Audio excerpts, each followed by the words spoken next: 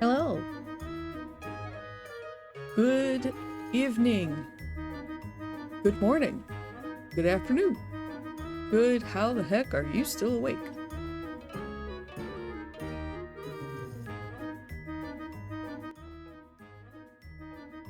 Drop the music down.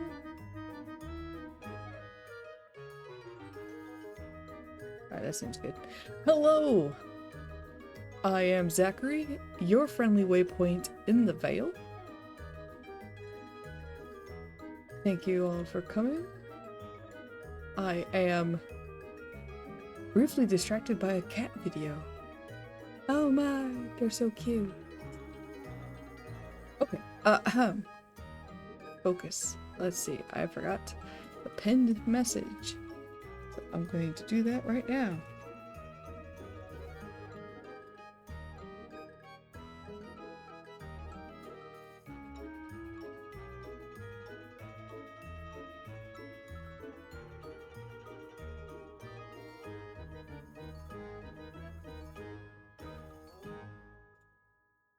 Okay, so yeah, hello, I am here on a Friday. Very weird, very rare. Completely unusual, but there were some streams going on this week that I did not want to miss. And so now here I am on a Friday. With my dinner, which I may pause to eat. So, pardon any bowl scraping sounds. I'm stirring it right now so it can cool off. Because the inside is like lava. Okay, let's see. Oh, also, I knew there was one more server I could post in. Trying to get better about posting self-promos and stuff. I'm doing my best to improve.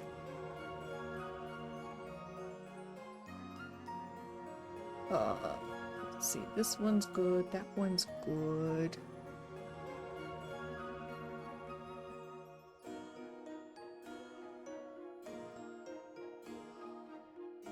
Oh, okay, cool. Sorry, there was also a moderator thing that I was trying to take care of before the stream, and it looks like it's being resolved, so excellent. Cool. I will minimize Discord until I inevitably click on that instead of Obsidian. Speaking of Obsidian, let us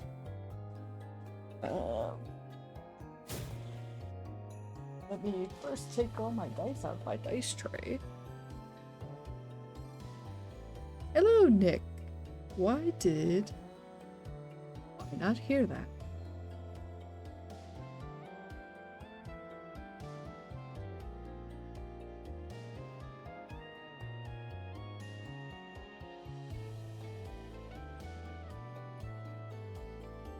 Maybe I turned my headset down too much.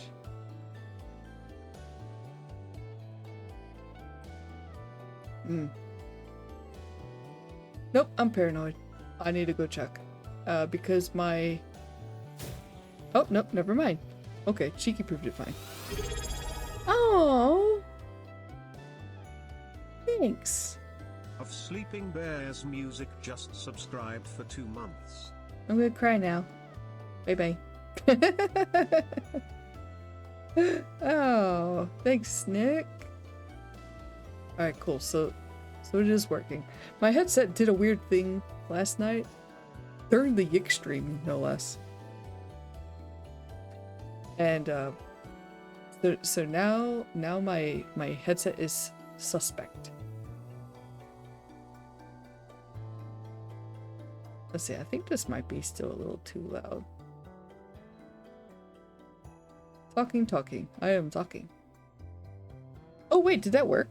Oh, I forgot I did that!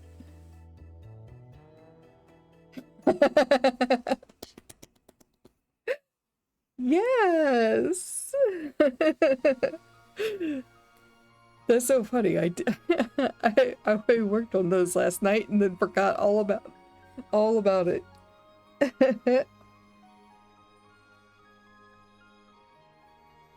Yeah. I I actually opened Mix It Up for a different reason and happened to see that and was like, "Oh, I know what I'm going to do for the next 10 minutes."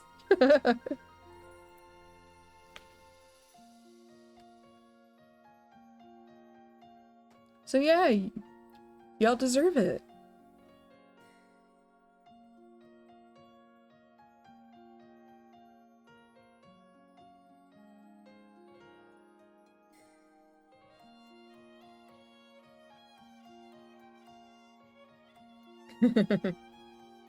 Yeah, it wasn't that hard. I was like, man, I sure hope this works and doesn't blow up in my face in some way.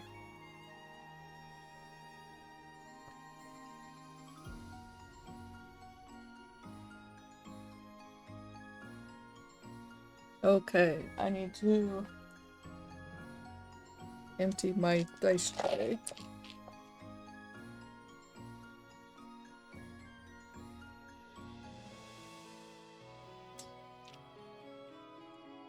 Let's see. Need to... Yeah, I'll put these somewhere. I think one of the bots I have can do a sub-command to do it when certain people check in. Ooh. Yeah, likely. I bet it's Nightbot. I need to poke around Nightbot some more and learn how to do timed things or like your reminders.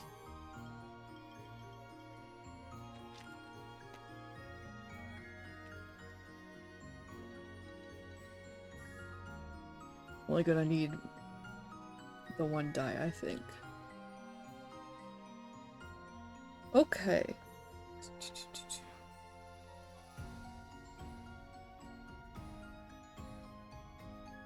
Okay, alright. One. There is a one. I need to get rid of the one. Alright, the one is gone.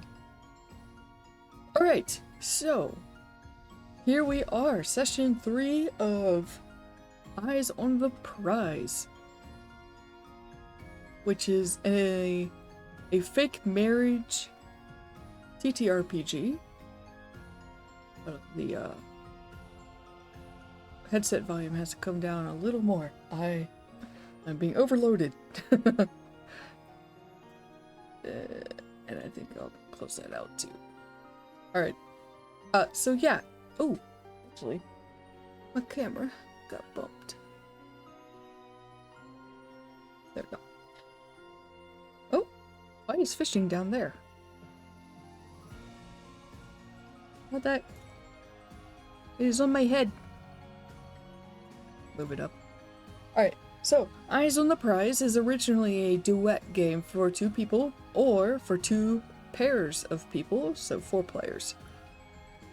And the concept is that your 2 characters, your character and the other person's character, both have a goal they want to accomplish, and the best way to accomplish that goal is to get fake married, usually temporarily, to another person. And that other person happens to be the other player. However, I wanted to see if I could solo this game, and so far, so good. I've only had one hang up, which I think I overcomplicated for myself. So if it comes up again tonight, I'll try to do it a little bit more. Like, I'll try to keep it simple. So I've got my character sheet down here, but I'm just going to give a rough overview of the plot so far. Because I have made my 2 characters, and I have played about like 7-ish hours of this game so far. And some stuff has happened, but I am posting the VODs on my YouTube, so don't worry if you missed those and you want to check those out and get the full story. Also, I have decided that I would like to take this game, assuming that it ends in a way that I like, and write it out as a story. I was about to say as a short story, except I think the word count for my session notes alone are already past the word count for a short story. So I don't know how long it'll take me to write it all out, and first I have to finish the game, and hopefully in a way that I would prefer, which would be I want my characters to fall in love for real. So I'm hoping that I can get this 4 to a 10 and have a boiling point happen and have the game end favorably. But right now plot is at 2, which is good for my characters. Kind of not so much, like it's kind of good for me, kind of not good, because if they accomplish their goals, then that means they're gonna end the marriage early.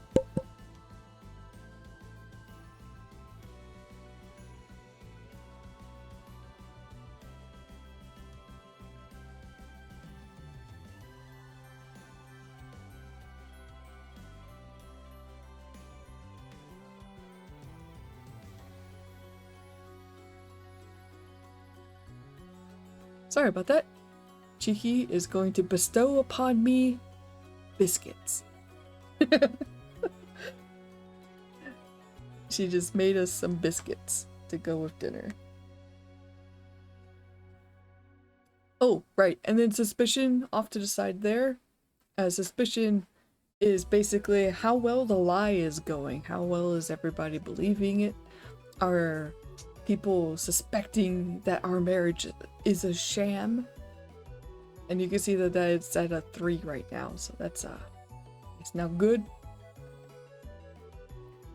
Alright, so for the plot itself, Tabitha is the daughter of an archduchess, while Flory is a cook in her estate's kitchen. In order to dodge an arranged marriage to an abusive ex, Tabitha gets married to Flory, who needs money and status to save their family from loan sharks. Their goal is to remain married long enough so they can divorce and not cause a scandal, so Tabitha can resume her single life and Flory can start a restaurant. Despite Flory being a commoner, Archduchess Aline gave her blessing based on the lie that the two are madly in love with each other. So far, Tabitha and Flory caught the start of some doki-doki heart-fluttering feelings. They fought off rumors about Flory's past, got in an argument over Tabitha's reluctance to go out in public, and raised suspicion about their marriage after Flory accepted a dance from Tabitha's half-sibling, a known rake and scandal maker. And the last session left off after the pair had made up after the scandal. A little bit of a scandal there. I'm going to take a bite of my dinner real quick.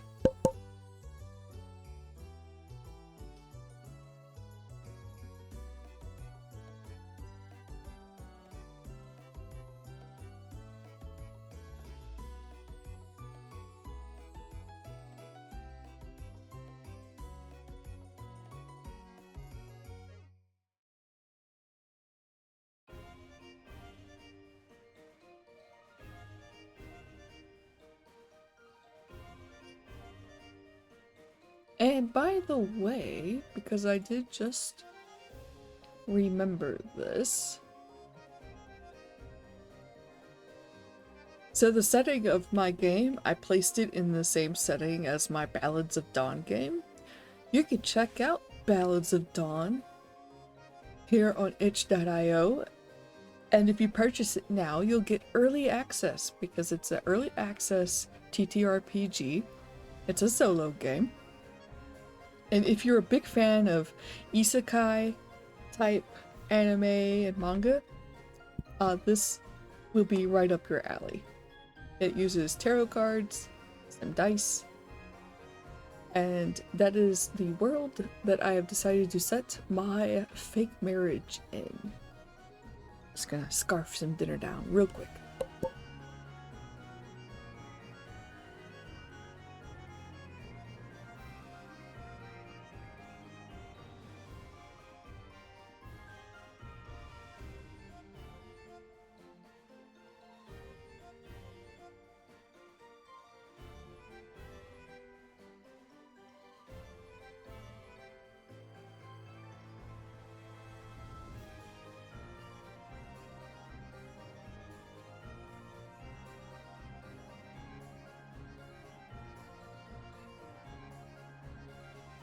By the way, if anybody has any questions about my game story, or if you have questions about Obsidian, hint hint, if Nick is around and has questions about Obsidian, feel free to ask, and I will gladly answer if I am able to.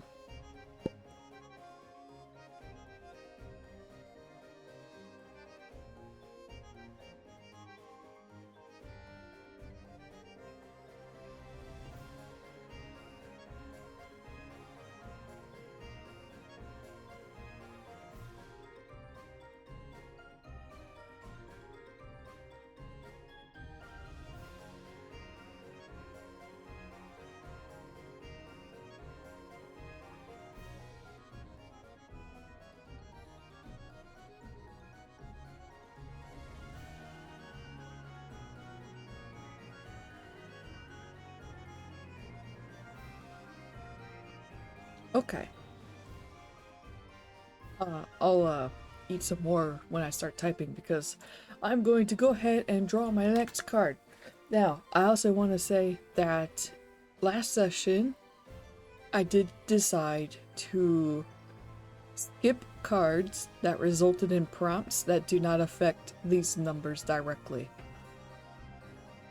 Because there are some prompts that do not affect these numbers. They're just like they're nice little prompts, but I need to finish this game.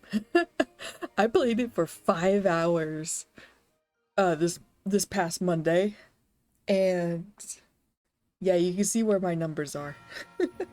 And I was like, oh no. The last session is 5,300 words long. I wrote a ton. And I like I said, I need to finish the game. So I will be doing that. I will skip cards that do not have token changes. So let's go ahead and draw the first one. Alright. A 5 of clubs. Oh right, I think I had put this on my tablet because I don't really need to see the OBS preview right now. Alright, clubs. Number 5. Ooh. It turns out the two of you do have at least one very stereotypical old married couple behavior. What is it? Why has it come out at this event? Oh, I see.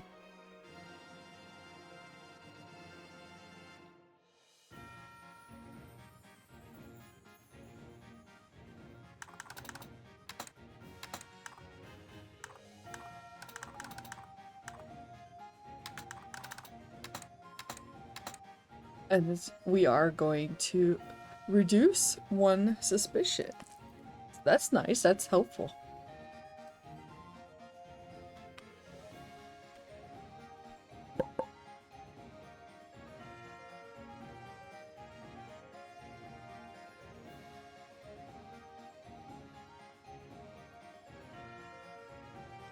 I'm trying to think about possible behaviors this could be.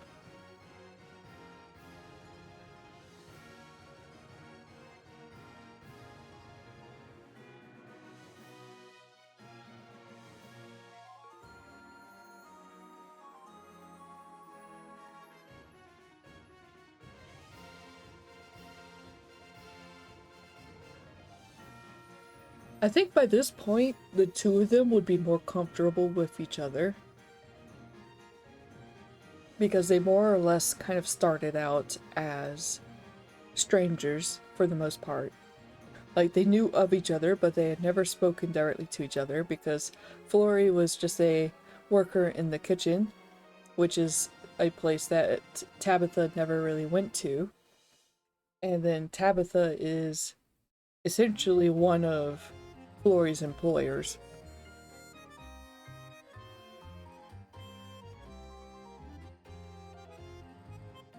But enough things have happened that now I would think that they feel pretty comfortable with each other.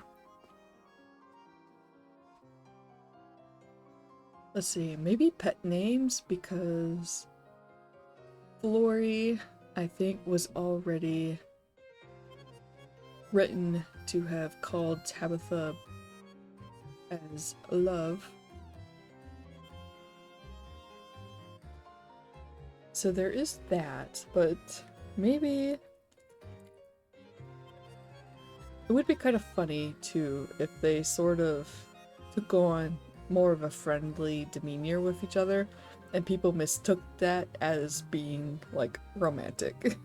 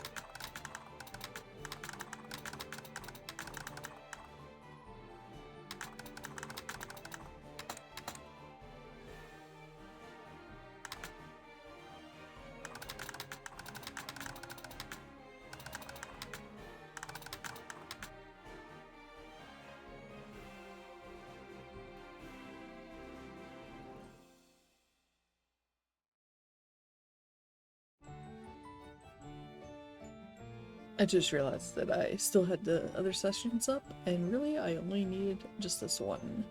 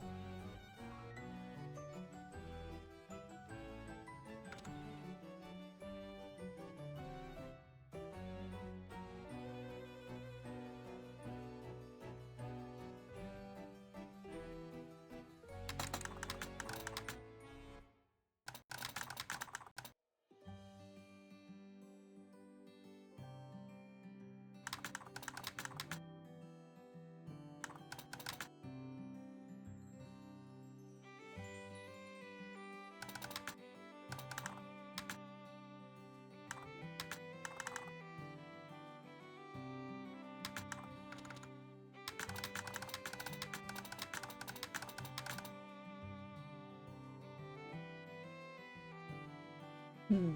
Did I ever say what season this was in?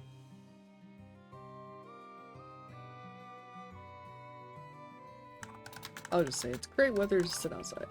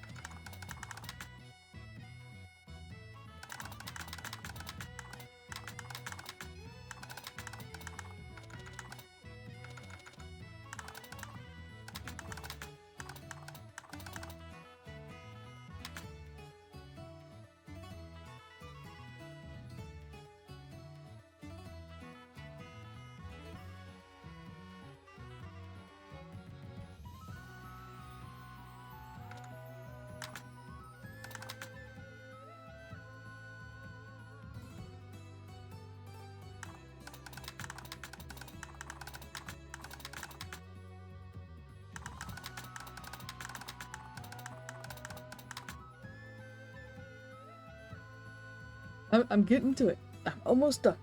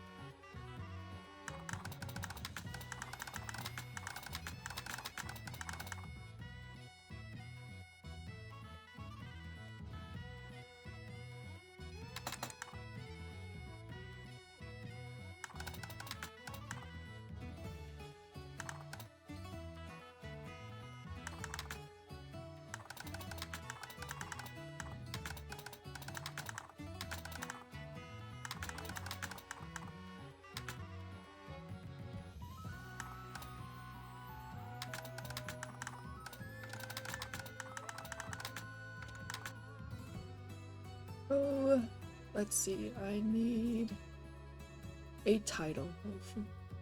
A nobility title. Let's see. Hey. No. Yeah? Wait. Where did I stick it? Oh, there it is. Okay, so let's see. She is an archduchess daughter.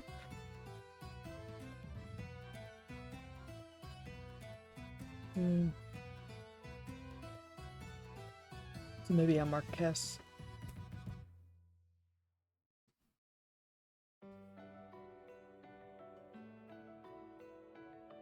Maybe another duchess.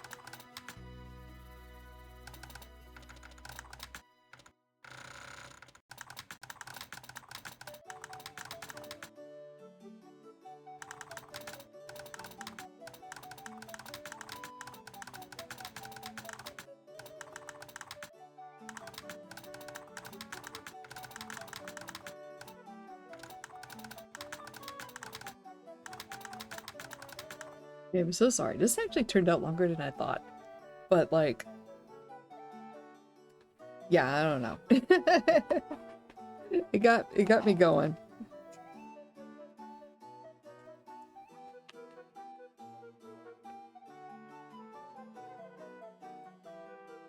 Uh-oh, I got a mouthful of food. One moment.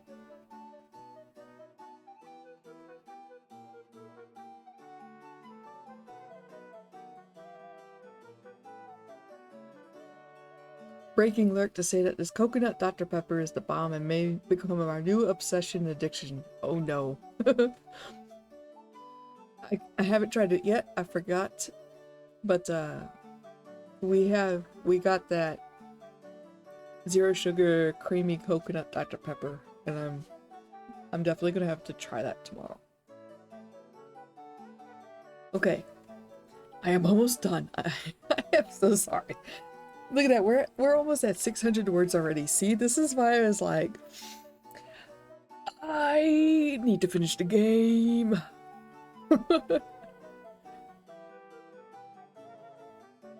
And all it was just a prompt. I guess that's how you could tell that this is my jam. Okay, I love you. Back to lurking. Enjoy your lurk.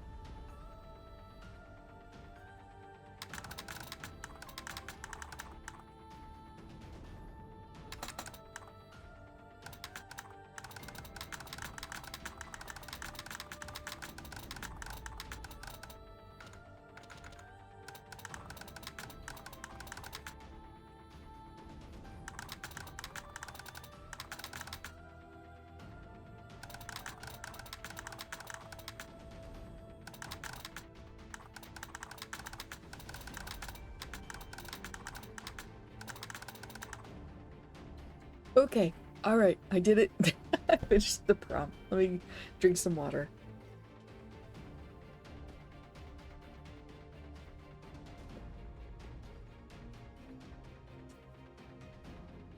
Okay. So it took so long. Wait, have I? My gosh, it's already been 50 minutes. I've only done one card. Okay, so the prompt was, it turns out the two of you it turns out the two of you do have at least one stereotypical old married couple behavior. What is it? Why has it come out at this event? -1 suspicion. So I'm gonna go ahead and dock that before I forget. Let's go to a cafe for lunch today, Tabitha announced one morning at breakfast. Across the table, Flory looked up in surprise, their hair flopping about in a sudden motion. You mean it? I mean, that's wonderful. Did you have a place in mind already? Flory asked. Flory seemed genuinely excited by Tabitha's announcement, and she felt a little guilty about it. She didn't think that an outing mattered that much to Flory beyond keeping up appearances for their ruse. No, I don't. Why don't you pick for us? You know what food I like, she said without thinking. It was true. Flory did know, but off to the side, she caught a glimpse of her mother smiling into her coffee. I know just the place. It's a cute one near a park, and it's great weather to sit outside with a sandwich while bird watching, Flory said. Tabitha gave them a smile, a real one, and breakfast proceeded without further incident. Later, she was getting out of the carriage while her heart skipped nervously in her chest. Even though it had been years since she had a nasty public incident with her first lover, the memories still came back on occasion, and the imagined pressure of 1,000 staring eyes often ruined any attempt of being out in public. At concerts and performances, she could hide away in the rear of the halls or auditoriums, unseen. The view was poor, sure, but she could at least experience the music and plays she loved. The cafe was everything Flory talked it up to be. It had cute wrought iron furniture, the food was delicious, and the baked sweets were immaculate. Flory chattered the entire time about the techniques used in the food, the decor of the cafe, and future plans for their restaurant. The park was also lovely, and Tabitha was able to catch several glimpses of birds and critters scampering about in the foliage. "Hello, Tabitha. Hello, Flory. Lovely day today, isn't it?" An old friend of Tabitha's, Duchess Grenadine, approached their table. She curtsied, but didn't move to sit down. Tabitha tensed at first. Grenadine was aware of what happened to Tabitha in the past, why Tabitha didn't come out in public much these days. She worried that Grenadine would bring it up, but while the other woman's eyes held curiosity, her words were friendly and avoided the topic altogether as the trio made small talk. "Love, tell her about the tart you ate," Flory said, nudging Tabitha playfully. "It vanished off your plate so quickly that I couldn't even beg for a bite of it, and it looked so good, too." Tabitha sputtered, flushing before joining Flory and Grenadine in laughter. "It was really good," she admitted. "I could definitely recommend it." "I'm sure the cafe will be pleased to hear that a daughter of Archduchess Aline approves of their sweets," Grenadine chuckled. "Well, if you'll excuse me, I do believe I have a tart to order. For the carriage home, you know." The next day, Tabitha received a letter from Grenadine that spoke the things left unsaid at the chance meeting. Grenadine was pleased to see that Tabitha was enjoying herself with her spouse, and that the two of them looked like an old married couple already. Tabitha blushed at that. She didn't think she acted any different during the outing. Did Flory? She didn't think so. They had acted like they did whenever they were together, and not at a party. She shrugged it off and chalked it up as a good thing. Duchess Grenadine had many friends, so the more people that heard she and Flory were getting on along fine, the better. Okay. Not bad. Not bad at all. Alright, so now I'm going to draw another card. Ooh, I have a king. Which means I have a marital trial. Okay, exciting. I think is this gonna be the first one with Flory?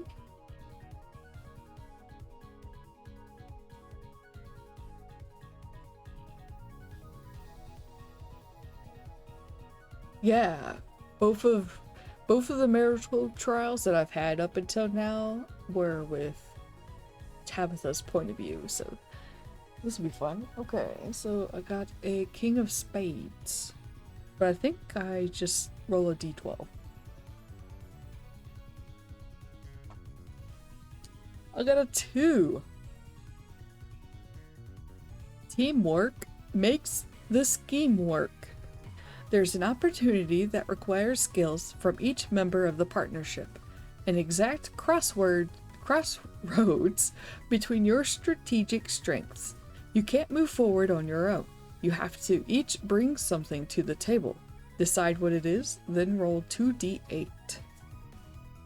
Okay, I need to eat some dinner while I think about what it is that they have to do together.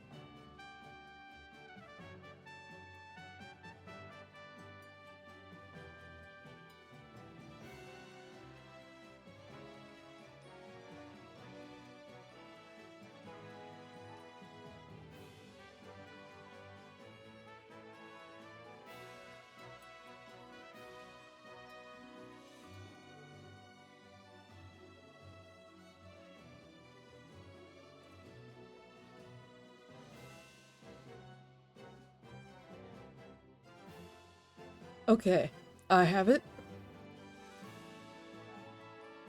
Let's see.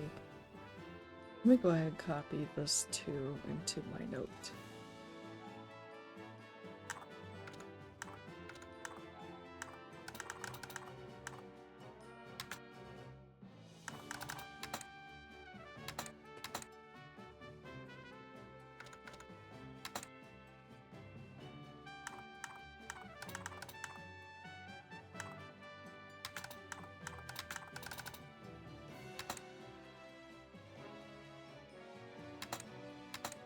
Okay, cool. Let's make sure that I typed the code right. Alright, so there's an opportunity that requires skills from each member of the partnership. Alright, so the one of the outcomes of the marriage is that Flory will have, like, it started out as just being able to get work, but as it goes, as I was playing, I think I will instead say that their goal is for Flory to establish a restaurant, because that way, when when they end the marriage, if they could do it in a peaceful kind of way, which, I mean, would be the ideal for both of them, they would make it so that Flory owns the restaurant, not Tabitha. And even though Flory would lose status and be basically back to a commoner again, they would at least have income. They would still have the restaurant that they would potentially have to keep going.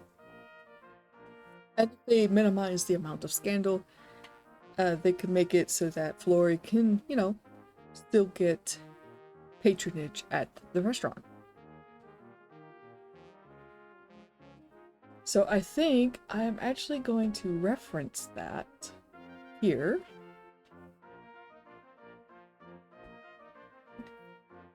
And Tabitha actually works in the government offices as a clerk 3 days out of the week.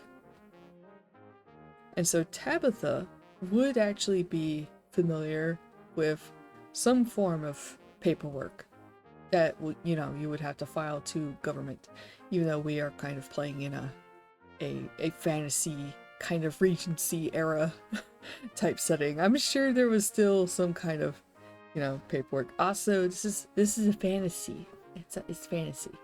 So if there's bureaucracy and paperwork and business licenses and whatnot, then I say there is. I can say so. So I'm thinking that what happens is that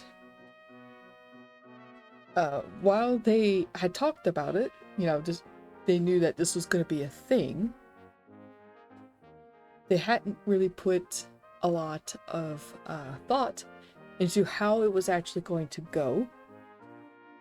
But Flory, who has been tutored a lot and stuff, by this point, might be in a position to start working on getting a restaurant set up. But they do not know about the logistics of it.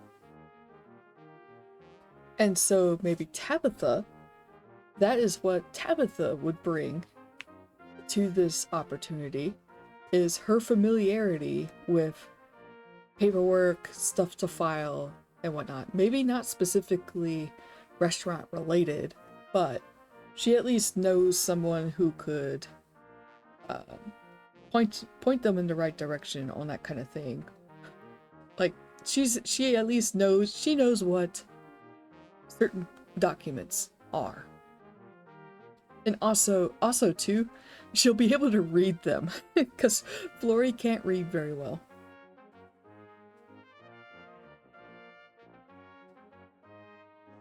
I took a bite of biscuit forgetting that I was going to have to roll a dice next.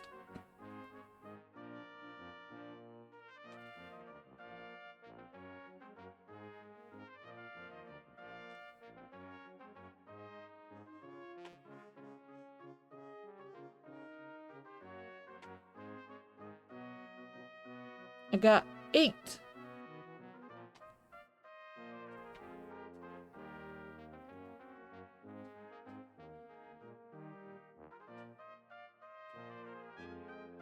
Okay, so 8.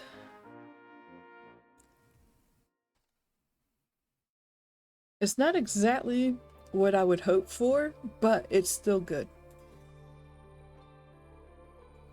In a way. Because it leaves me open to gaining affection. Let me paste that in. Okay, so it says, you advance your goals skillfully, but professionally. This is exactly what you had in mind when you started all of this. Describe how you celebrate after your success. Gain +3 plot, and if the celebration gets dangerously romantic, +1 affection. So affection is what I want. So that's, if I spin this into being very doki doki, as I've been saying, I'm calling it, heart racing, then I can add +1 affection. Which, I mean, technically speaking, you can do that regardless of what cards say. If your character falls for the other person's character a little bit more, you can go ahead and add affection regardless of what the card says. But here they specifically call that out, so that's nice. I won't feel like I'm cheating. And then also +3 plot, which will bring me up to 5, but that's not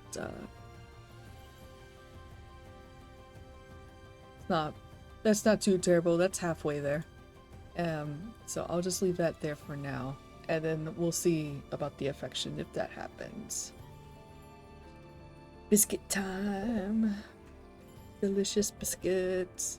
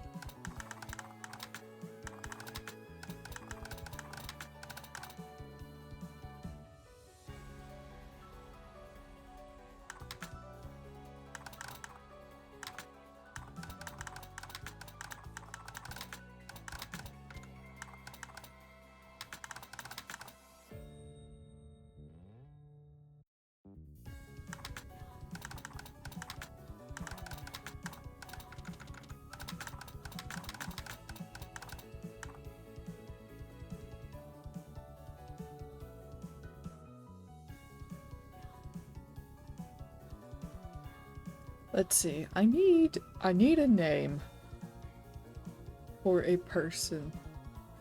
I came up with one on the fly earlier, but if anybody is in chat and would like to redeem stars to name this character, let me know. Or, you know, just redeem the stars. I'll eat a hunk of biscuit while I wait.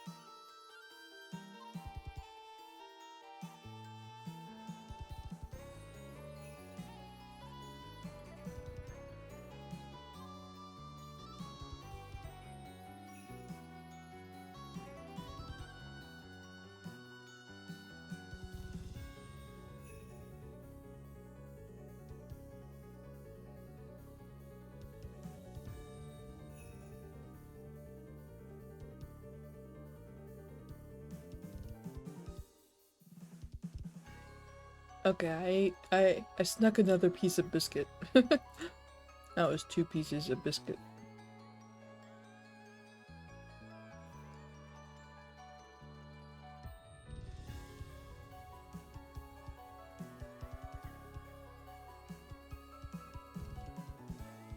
Okay. Let's see, do I still have the random name generator? Yes, I do. Give me a random name.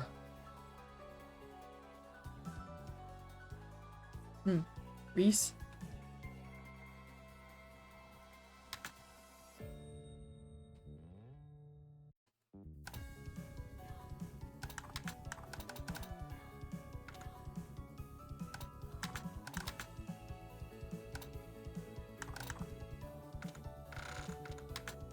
Let's see. No.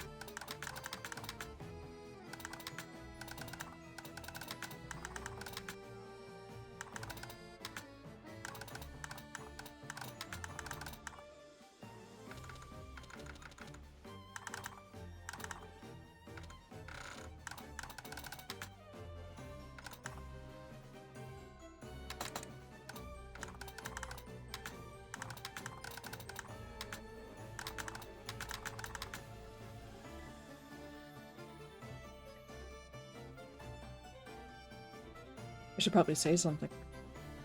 Hello, I'm still here! As evident by the tippy-tappy sound of the keyboard. The digital keyboard. I actually got so into this that I forgot I was still eating a biscuit. It's been sitting here next to me on the plate.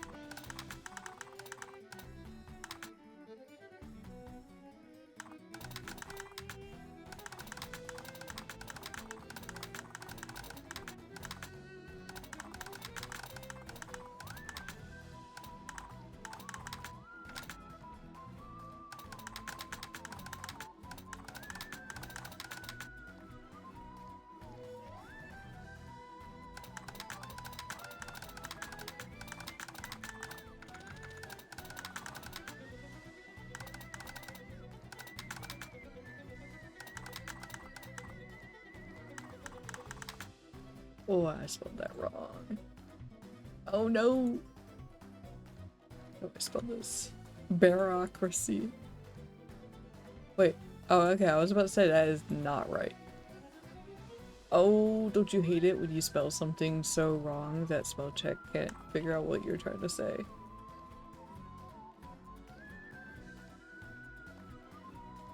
Thank you. Oh, burr. Burrow. Frosty.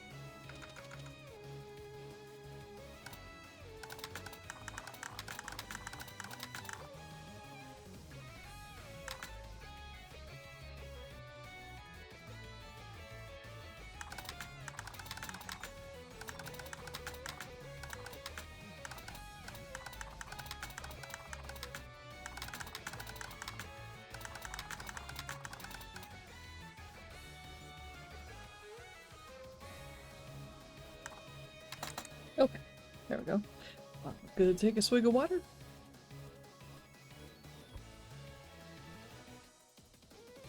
I don't think this is as doki doki as I had hoped it would be, but I think it's good enough.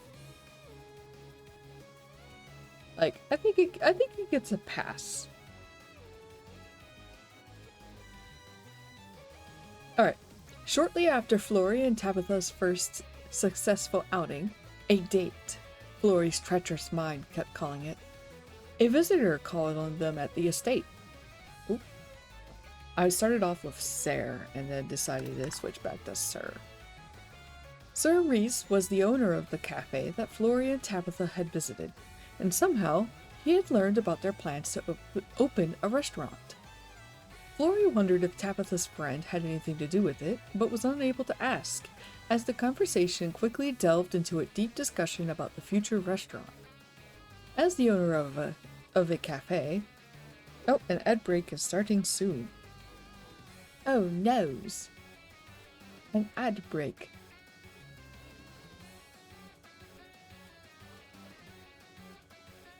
Where am I? Whoops.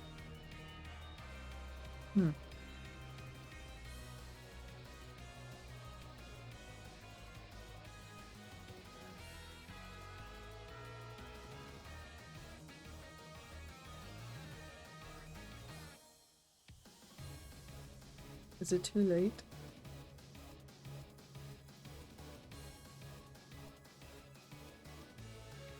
Oh yeah, it is too late. I can't snooze it.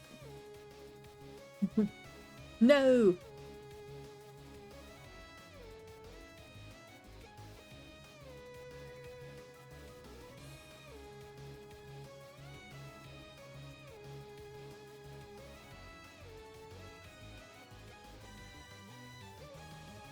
Let's see.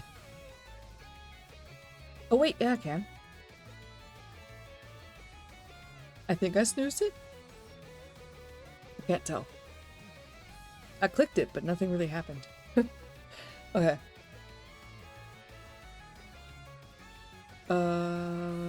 Where was I? Oh.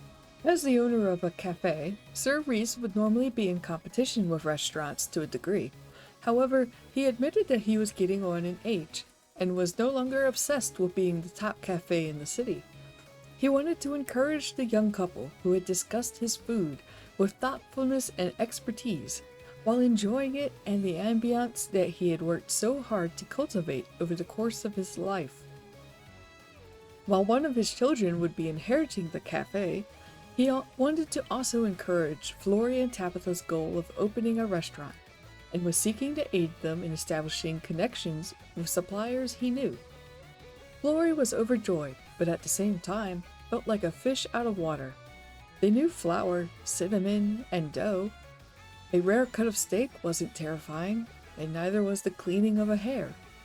Actual business talk, however, washed over them like cold rain. But before they could respond, Tabitha spoke up. "Of course, Sir Reese, we'd love that. Can you tell me a little about them? That was the first time we've been to your cafe. While we were already planning on returning to sample more of your menu, to learn more about the quality and sources for your food by eating it, you're here now. And no source is fresher than the one who orders it himself. Wouldn't you agree?" Flory watched as Tabitha took the reins of the conversation, though she didn't exclude Flory out of it altogether. She would look to them for their opinion, ask how they felt about certain food-related items, and sought their approval on quality standards. It felt like the conversation went on for the entire day, but only a couple of hours had transpired. Tabitha had an entire sheath of notes, a promise to schedule several meetings with Sir Reese's suppliers, and a promise to inquire with people she knew at the government offices about requisition agreements. Flory was honestly in awe of her. The tutorship they'd been receiving had taught them tons about cooking and baking, in a fraction of the time it would have taken if they had only learned it through on-the-job practice. But they didn't cover the actual business of starting a restaurant. Tabitha's job as a clerk didn't relate to the food business, but she knew enough about businesses and the bureaucracy related to them that she knew how to talk to Sir Reese. The old man had looked impressed by Tabitha as well, and had left humming under his breath. "Isn't this exciting, Florrie?" Tabitha said, whirling around to grab at Florrie's hands after the door shut. "We haven't even started talking about where to set up, and we already have potential suppliers." "It happened so quickly, I was barely able to keep up," laughed Florrie. They let Tabitha spin them around together, a little waltz in the foyer of the estate. "You were amazing. I didn't think about any of the things you mentioned." Tabitha laughed and played it off, but Florrie experienced a sudden rush of joyful affection and scooped her up in their arms. She shrieked, not in terror, but in exhilarating glee, as Florrie... Sorry, I saw an alert thing. But in exhilarating glee, as Florrie spun around. When their arms threatened to give out, they returned her to her feet and tried not to topple both of them over in their dizziness. Florrie found themselves doubled over Tabitha's petite form, face buried in her sweet-smelling hair, and shut their eyes. "Thank you, Tabitha," they murmured, pressing against her ears. This means everything to me. I didn't think it was going to happen, but with you, I think it might. Thank you." Tabitha, who was struggling to support the elf that was twice her height, reached her arms around them and giggled. "I barely did anything," she said. "It was more enjoyable than work, that was for sure. I'm so happy for you, Florrie. You're gonna get a restaurant." A restaurant. A restaurant. Something that up until their marriage was as tangible as smoke to Florrie, a dirt-poor commoner. Florrie clung to her, feeling extremely grateful to have met Tabitha that fateful day, and when they thought of the inevitable divorce in the future, their heart panged. Yeah. So the plot progresses. But I think this is good.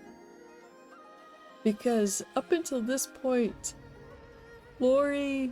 Tabitha had gotten some respect of Florrie.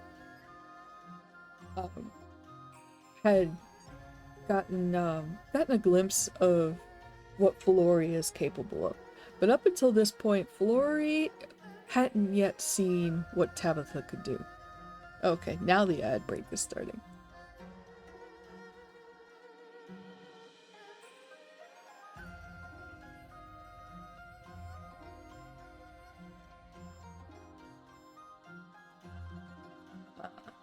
Let me type it. So I think, let's see.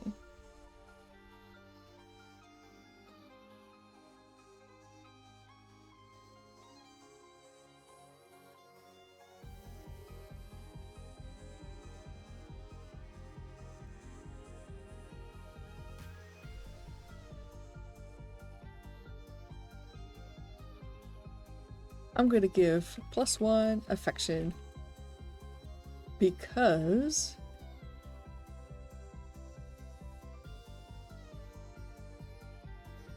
Florrie got to experience Tabitha at her best.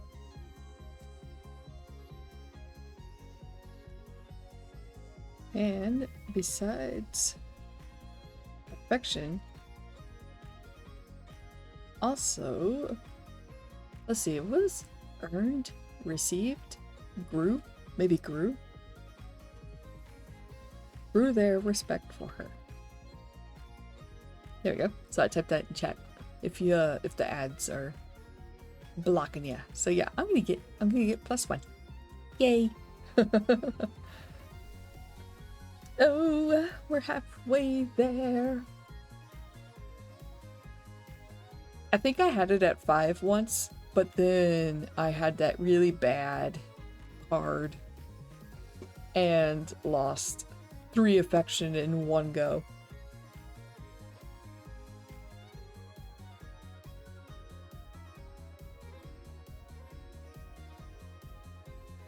Okay.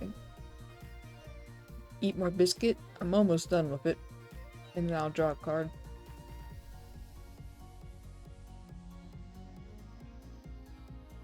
Alright, 10 of clubs.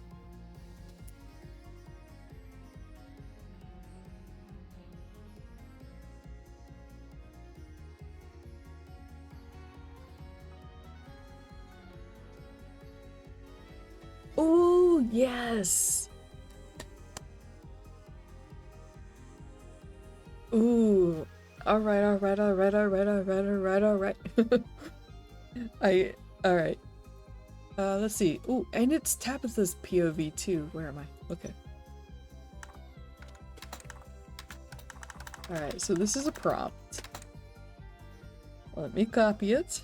And then y'all can see why I am doing a little dance. Welcome back, everybody, from the ad break.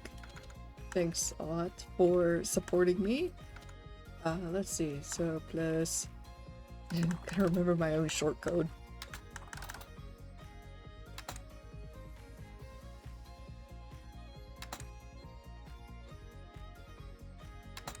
Okay, so I got this prompt, and as you could probably tell by the end of it, it's gonna grant +1 affection, which is why I'm like, yay! -1 plot, but that's okay. Alright, so a distant elderly relative is here, and they've suddenly decided to start telling stories about when you were a child at length. What are they revealing? Is your spouse going to make fun of you immediately after this? What do you have to do to finally get your relative to stop? +1 affection, -1 plot. And this is cool because this is in Tabitha's point of view. So it would be kind of probably more likely that her relative would show up at the estate. And also the current like monarch and siblings of the monarch are all elderly, and Tabitha's mother is one of those siblings. So technically speaking, well, not even really technically, it is. The current monarch is King Frederick Charles.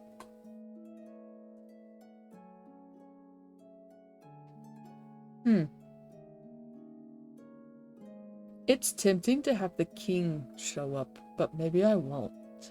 Because I haven't worked out the king too much for this setting. So maybe I will do instead.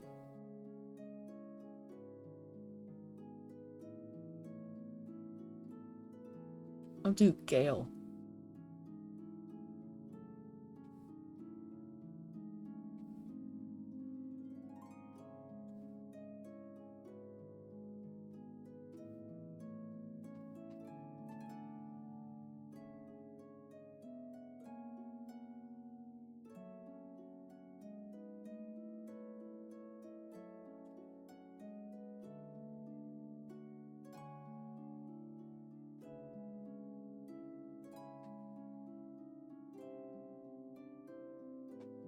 Oh, okay. I finished my biscuit. Alright. So, Archduke Gale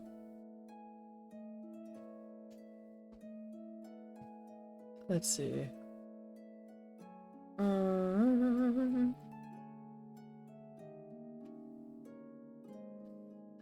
Is mostly masculine. Kind of goes by he, they. Kind of goes. He goes by he, they pronouns.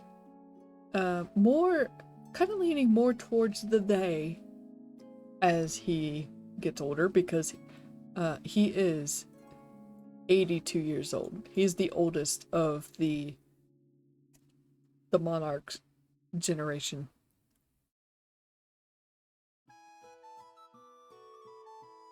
And so he is very tall, underweight, borderline frail, uses a wheelchair to get around more frequently these days due to joint pain.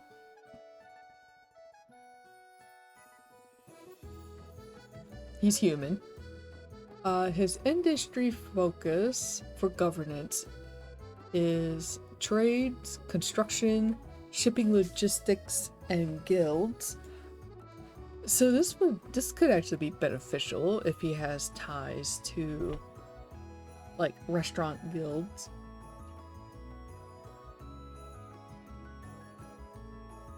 Which is pretty likely. He is just as perky as his sister Aline, which is Tabitha's mother, and is held back only by his age. He wears tight laced up stockings for compression for his joint pain, has taken to wearing simple dresses in recent years. Gale is a good-natured spirit that is winding down in their late years, and is now just enjoying the sunset. He once spent a few years aboard sea vessels once it was clear he wouldn't be the next monarch, and came back with sailor tattoos and a better grasp of the different seafaring trades. And so that is Archduke Gale. I'd close this one. This is just about his branch of the family. If you're new here, I have an entire royal family tree, and this half over here is all Archduchess Aline. These here, these are not children, these are her spouses. I was randomly creating my royal family. Like, here's the actual, like, king. And let's see, Gale's side is over here. But I challenged myself to see if I could randomly generate a royal family using some dice rolls and oracles. So like likely, yes, no, unlikely type oracle rolls. And coin flips. I flipped my coin a lot. To see if I could create a royal family. And on the first sibling, which was Aline, I failed to foresee what would happen if I rolled the maximum amount of spouses. And then I also rolled the maximum amount of children. And so that is why all of this is what it is. And you can find Tabitha right here. By the way, these are all divorced. Oh, I said alive. Oh, I'll have to check to see if these two are still alive. Oh, and this one. Because for a while, I was indicating alive and deceased. But Aline only has, like, legally in this setting you can only have one spouse. But it's not too unusual to have multiple partners. But here, yeah, there was only one spouse at a time. Also, Aline did not birth all of these children. So there's quite a few children, some grandchildren. There's a lot over here. But yeah. So Archduke Gale is gonna come for a visit as and this is like a great uncle, basically. Or is it a great uncle? No, I think it's just an uncle. I said great uncle at first because they're quite old now.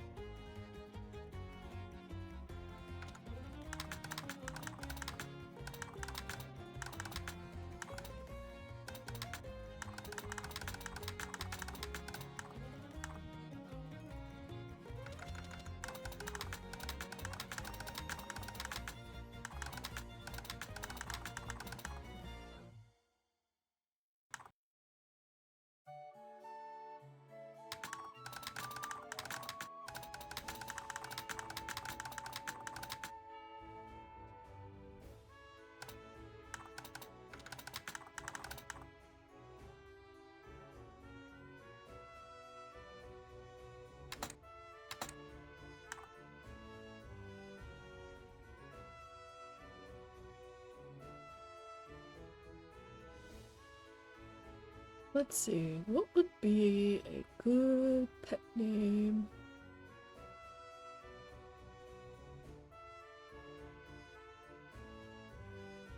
For Tabitha. Tabitha is half badger folk, half human. So I can't just be like, oh, hello, kitten. Because that one wouldn't quite work.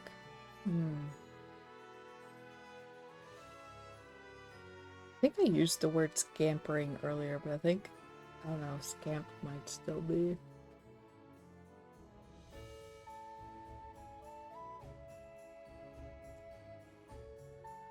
Ooh.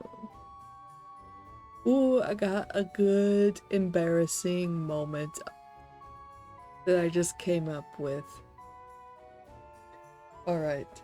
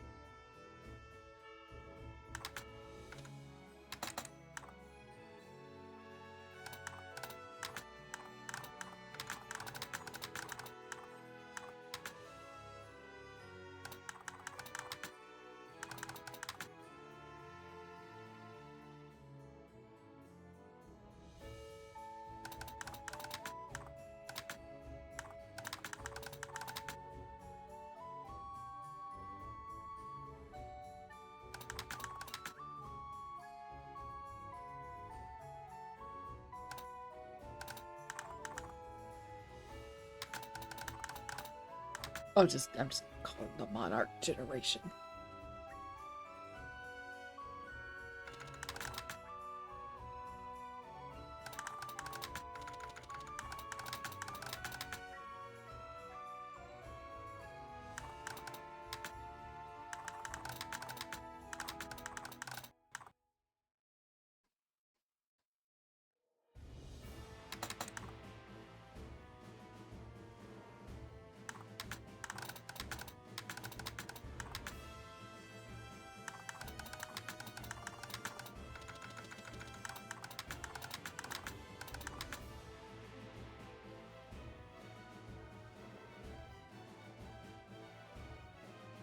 And what did you say? Bo? Is it Bo? Maybe that. Never mind. That word doesn't seem to fit what I'm trying to say here. Oh, that's it.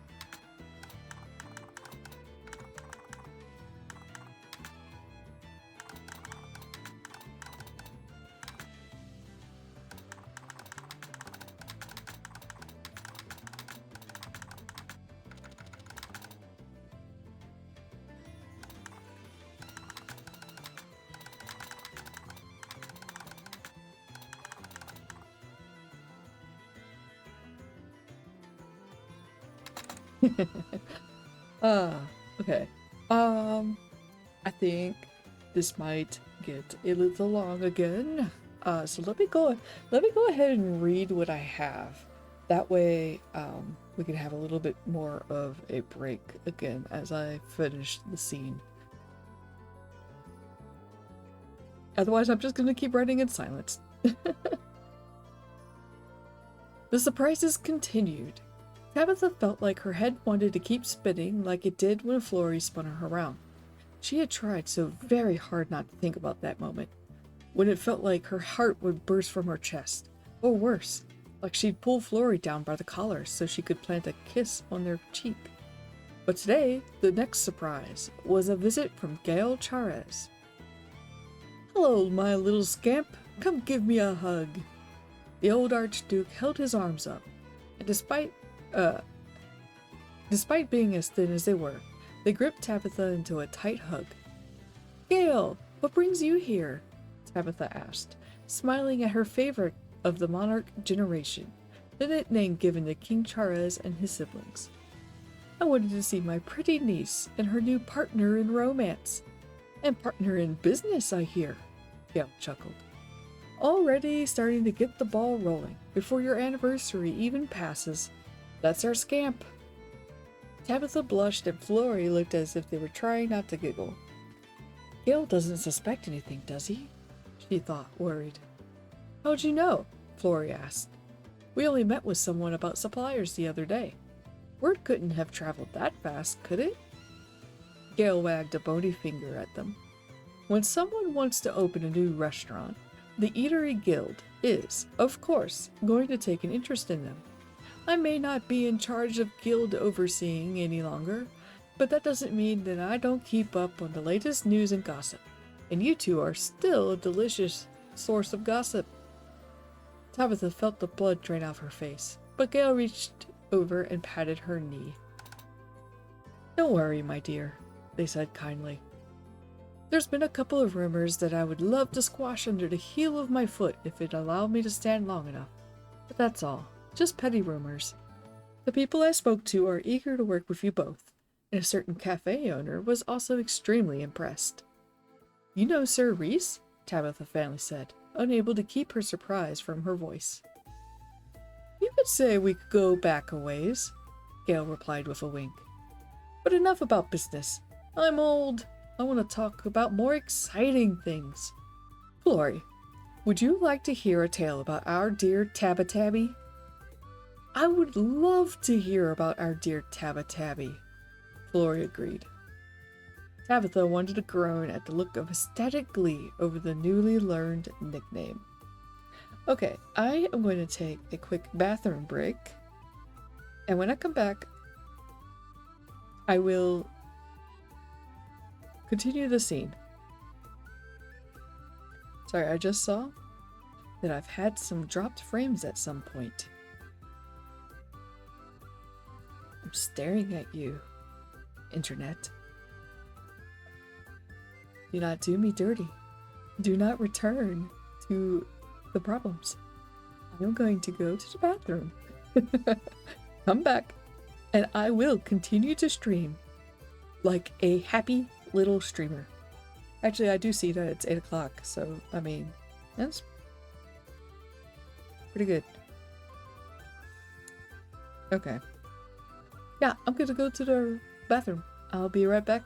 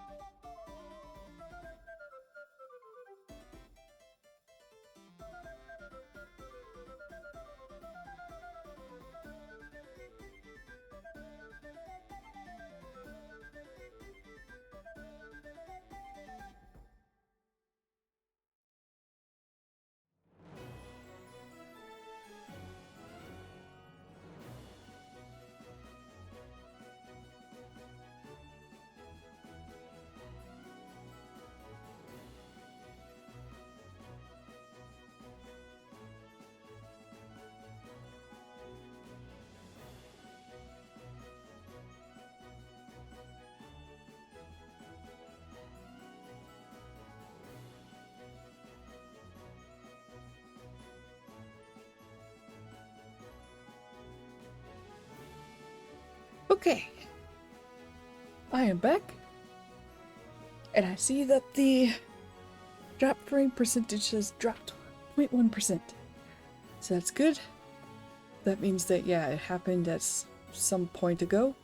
And we should be fine. We better be fine. I hid chat. We don't want to hide chat. Grab some water. Okay, I shall continue the scene. What is this story about our Tabby?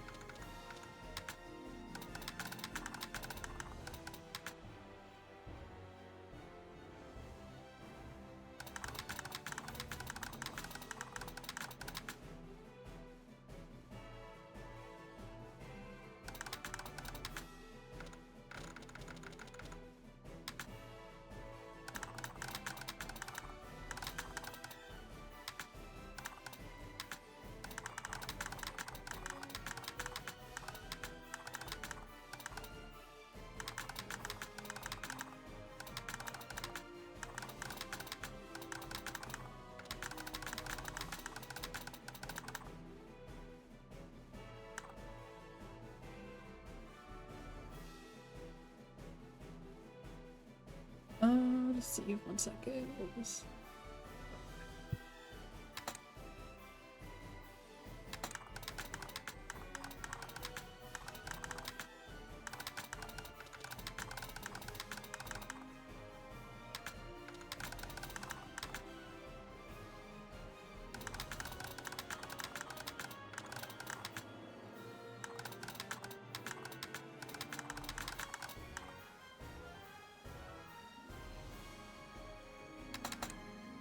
Okay, there we go. Gale launched into a story of Tabitha's childhood with enthusiasm, and much to Tabitha's chagrin, it was an embarrassing one. Gale told of a concert that Tabitha's aunt, Archduchess Vittoria, had taken her to when Tabitha was only 7. Tabitha herself didn't remember the incident too well, just a lot of ruckus from the adults present. Gale went on about how little Tabitha was so enthralled by the music that she had slipped under the seats of the hall and clambered up onto the stage. The musicians, professional as ever, had continued to play as the little girl danced and twirled to the music, and to the applause of a very amused audience. Vittoria, who had always been a stern figure in Tabitha's life, had been furious, but Gale said it had been a fantastic performance. "A shame you didn't get to dance as you got older," Gale said over the rim of their glass of lemon water. "You would have been absolutely lovely." "Gale, you keep forgetting that I have 2 left feet," Tabitha groaned. "The only reason I don't embarrass myself at parties is because I try to avoid dancing when I can, and I only dance with good dancers. They hide my terrible footwork." Florrie giggled. "Sorry, love. I suppose we'll just trip around each other on the dance floor until the end of our days." "I'm sure we shall," Tabitha sighed. Then she froze, just the slightest before smoothing it over and returning to a normal expression. Fortunately, it seemed like no one had noticed, as the conversation drifted to one of Gale's recent hobbies, flower pressing. No one had noticed that she had easily slipped into thinking and talking about the marriage with Florrie as if it were real, as if they were really aiming to live the rest of their lives together. As she watched Florrie and Gale converse easily together, she couldn't help but wonder, would it be so bad a thing? Okay, so this prompt grants us -1 plot. Which kind of works, because while the restaurant is continuing, this would be a setback in Tabitha's perspective, because her goal is to return to her nice single life. So -1 there, and +1 affection. Oh no! We are falling deeper into a comfortable rhythm.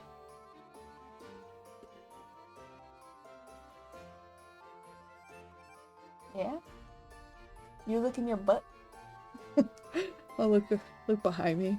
My cat had jumped up on my bed, and he has assumed the butt-licking position. And since I mentioned him, I am obligated to call upon his emote form. That's him.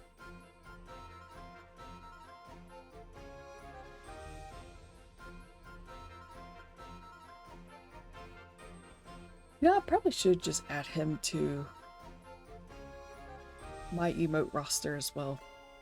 Technically, this is Cheeky's emote. Cheeky being my roommate, if you do not know. Oh, hey! I see a little man emote in chat. Yeah, it's because I turned around and found him in his butt-licking position. his pudding paunch out for everyone to see.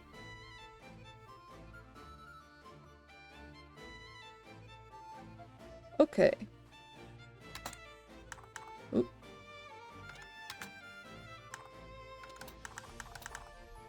No, no, no. It is, Glory's turn. Okay. Give me a good one! Give me a good one!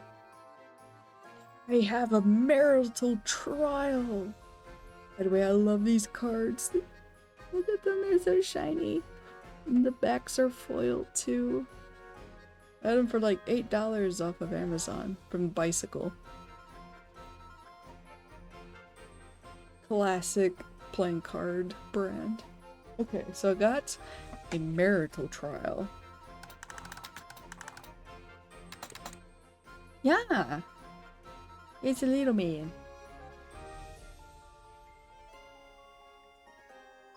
This is not my rulebook. Here we go. Okay, so marital trial. Time to roll a d12.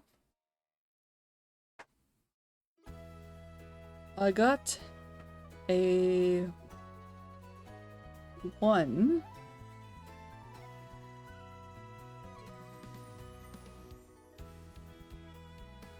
Okay, so this one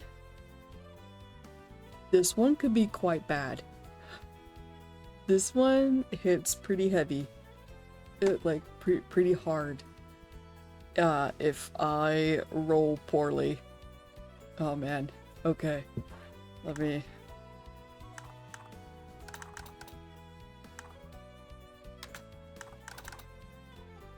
Oh, I forgot that.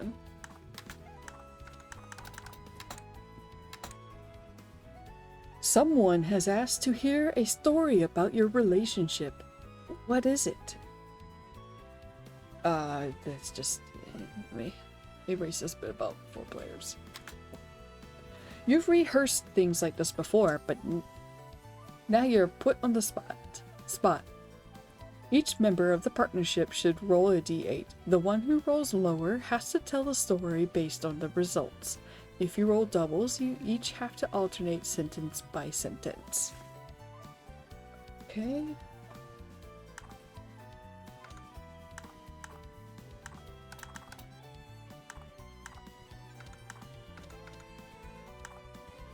One.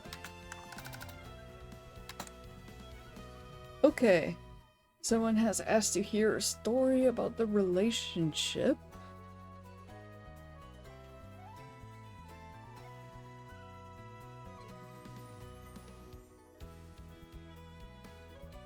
I think, because I haven't covered it yet, I think we'll talk about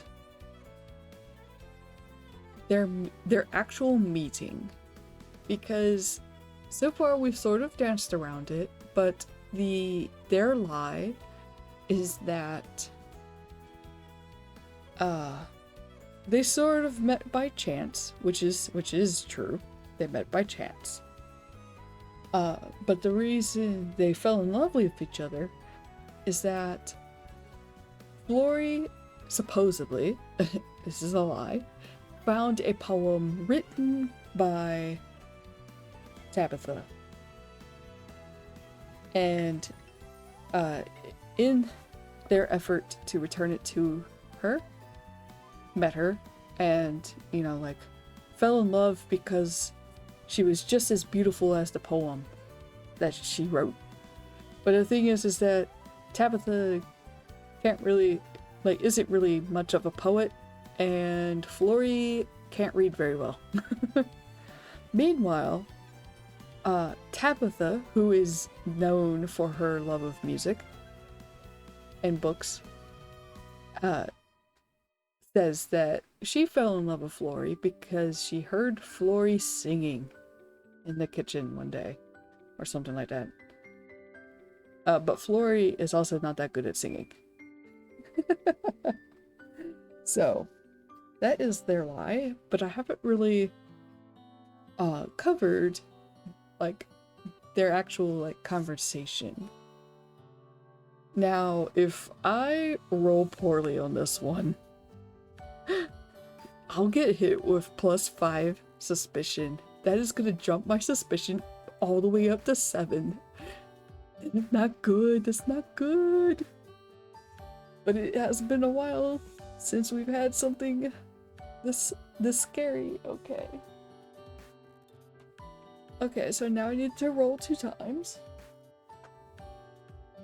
So I got a 5, so that one's gonna represent Tabitha. And then whoever rolls lowest will be the focus. That's a 3. So Flory will be the focus. And then 5 plus 3 is 8. Oh my god. Okay, so let me copy this into here. So the result: you recite the planned lies, and everyone is satisfied and vaguely charmed. Oh my gosh. Some loud truck just like roared off nearby outside my window. Great. I love it. Anyway, you recite the planned lies and everyone is satisfied and vaguely charmed. How do you stop yourself from looking bored while you do so? Ooh. And then I will gain +2 plot, but I lose 2 points of affection. No. Oh man, I've worked up to 6. Alright. I promise I'm trying to end the game. Like, in a good way. I'm not trying to drag it out. But let's see. I think I could probably write this one a little quicker, though. Let's see. So... Oh. I said... Oh, okay. I mean, it's fine. It works out anyway. So, Flory...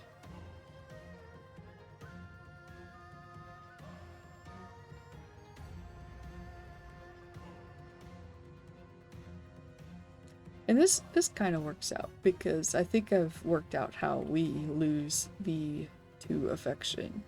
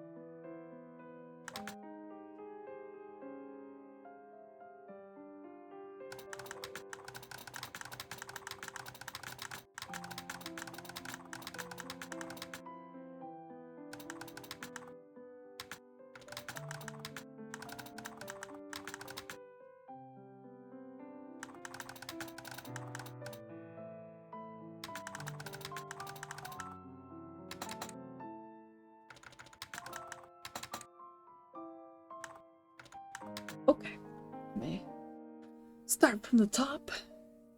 Yes, a little short this time, but good. Yay me. Alright.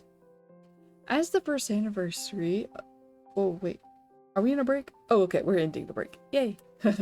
As the first anniversary of their false marriage approached, Flory was beginning to feel rather comfortable in it.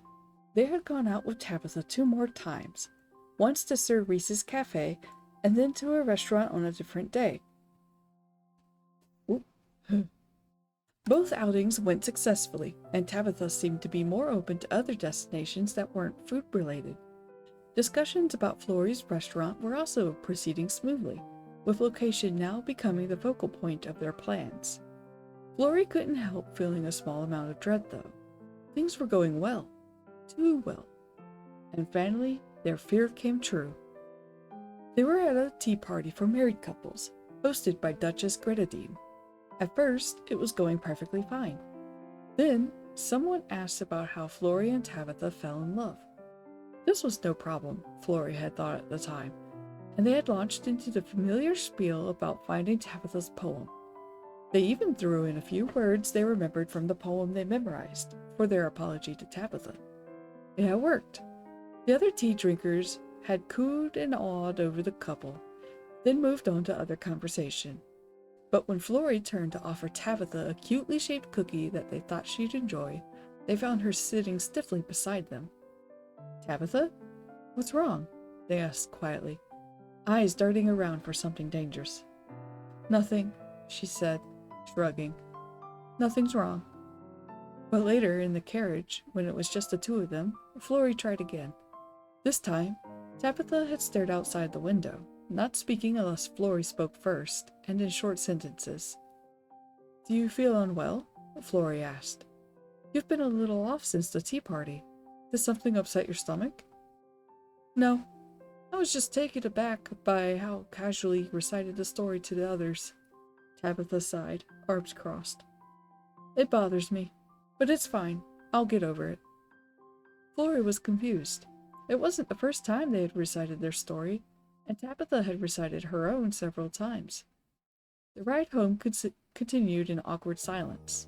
The next morning, Tabitha acted like normal, but the event had shaken Flory. They couldn't put their finger on it, but it felt like they had made an error yesterday, and broken something without knowing how. So, unbeknownst to Flory, Flory did recite the spiel flawlessly. However, they did it so casually, and they also included references to the poem that they learned and recited to Tabitha. And that poem was an apology, and it was something that had really touched Tabitha's heart at the time. But here, Flory had utilized it in the lie. So the apology was something that she had viewed as being real and genuine, but now she was hearing some of that apology, that poem, being used in the marriage lie. And that is why we docked the 2 and we're back down to 4. And then plot gets 2. Oh, so sad.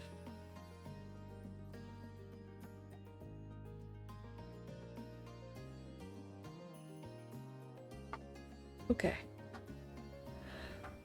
Next card.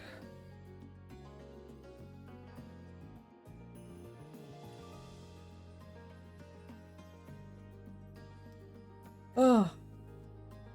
I'm like scared it's gonna be another face card, because I really don't want affection to take a big hit or something else to get a good amount of tokens.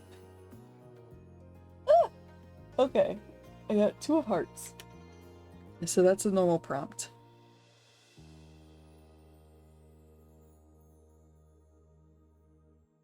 Oh, this one does not have token changes, so I'm going... Oh, no wait, this is spades. Okay. this one doesn't have token changes either, so we're going to skip that one. No. Okay, 3 of diamonds.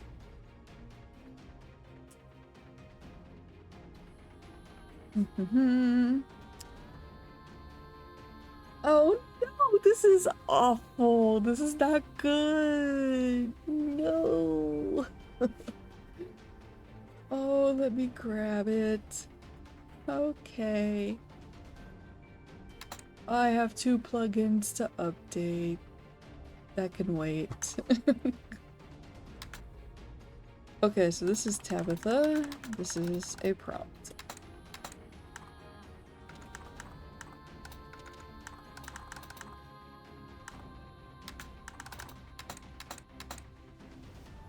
You have a pet peeve. Your spouse keeps doing it. What is it? And can you get them to fucking stop it already? -1 affection. No. I'm gonna be back where I started this session. I'm so sad. Alright, let's see. So Tabitha has a pet peeve and the spouse keeps doing it. What is it?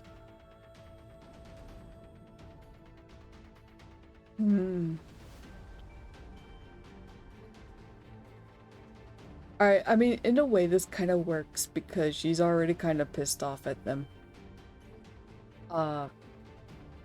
That Flory unknowingly kind of broke her heart a little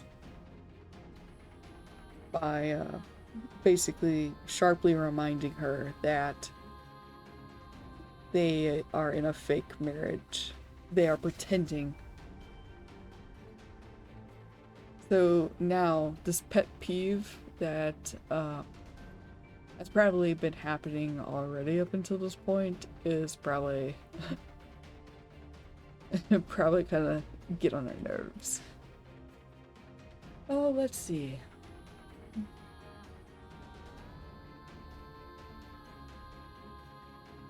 Trying to think of various pet peeves someone may have.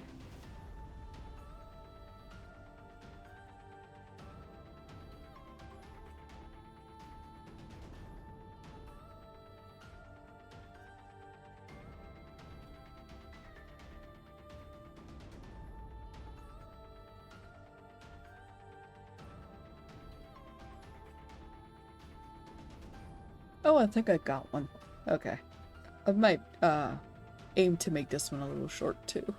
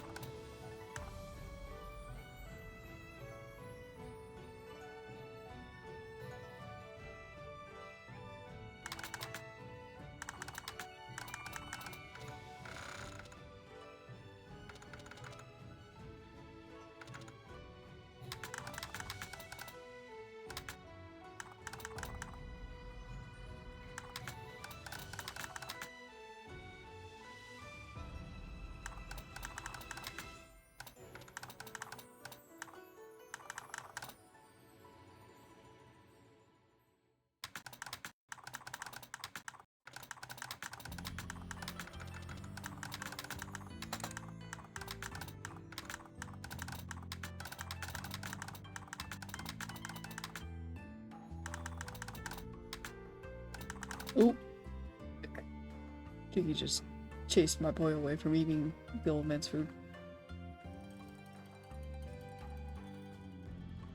Hey, no, you naughty. Naughty. Naughty boy. No. What are you doing? Where you going? Hey. You better sit right there.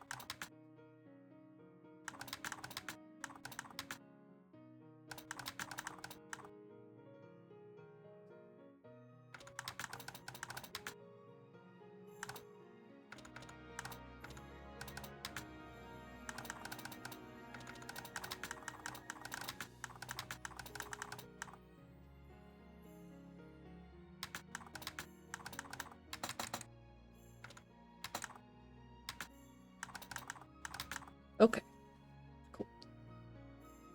Crack. Tabitha's hand stopped mid-air on its way to bringing a teacup to her lips. Crack.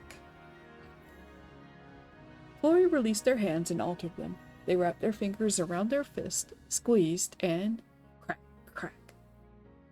Tabitha set the cup down with a loud clink, louder than Florrie's knuckle cracking. They were at the estate. Tabitha hadn't felt like going out after Grenadine's party, so she and Florrie hadn't been out since. She certainly didn't feel like it now. "Can you please stop doing that?" she asked, irritation lacing her every word.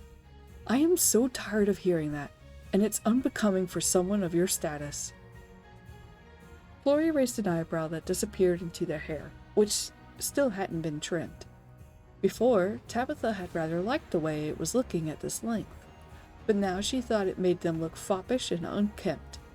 She hated the way she felt, grumpy and snappish. She couldn't help it when her heart ached any time she remembered that tea party. "Sorry, love," Florrie said softly, apparently recognizing that Tabitha was not in a mood to argue against. They released their hands and lowered them. When Tabitha lifted her teacup again, the tea had gone cold. She felt like it was her own heart, cooling its burgeoning affection for Florrie. It hurt. Alright, so that's -1 affection. So sad. No, I want my ship to sail. Alright, here we go. Next card. 2 of diamonds. And 2 of diamonds does not have a token change, so we're skipping that one. 3 of hearts.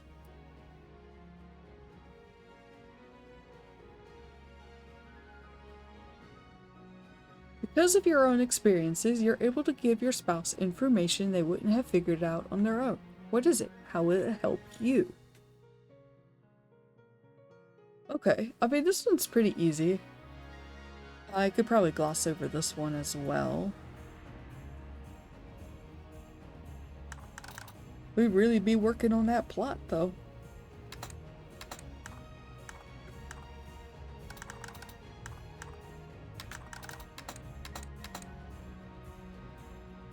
Okay, so this is just, well, actually, do I even really need to type anything out for this one? It's kind of a given already.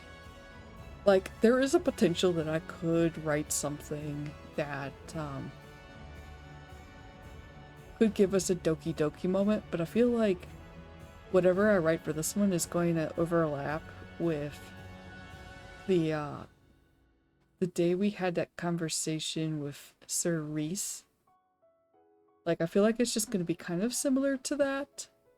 So I think I'll just take the +1 plot and just kind of say a statement here.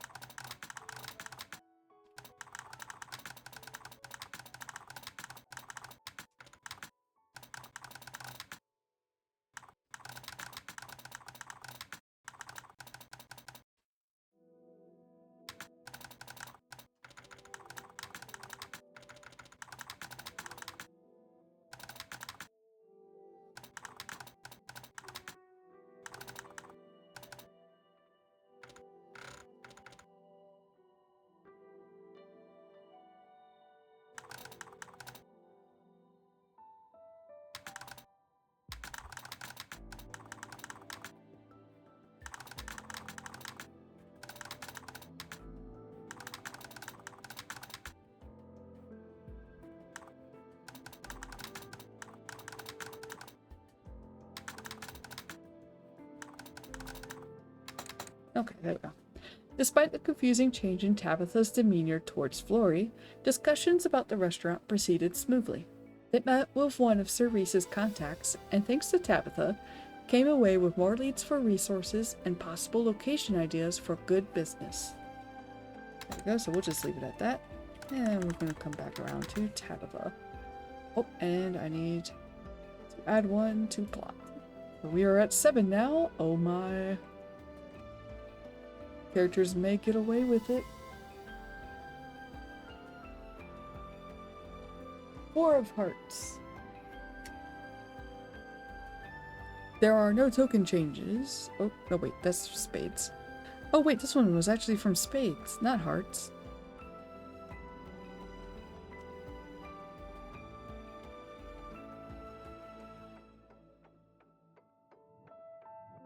Well, it was still plot. So that's fine. Let's see. So 4 of hearts. This one is not a token change. Oh, I got an ace of spades. Okay, back to spades. Spades for real this time. Oh, okay. Someone from your spouse's past shows up. They seem puzzled and bring something that makes your union even more unlikely than it already was. What is it? Okay. So we are in Tabitha's POV. This is a normal prompt.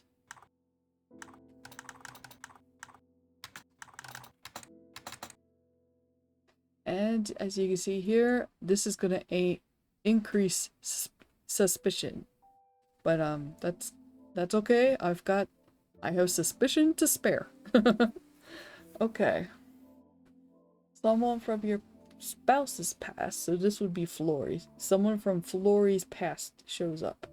They seem puzzled and bring up something that makes your union even more unlikely than it already was.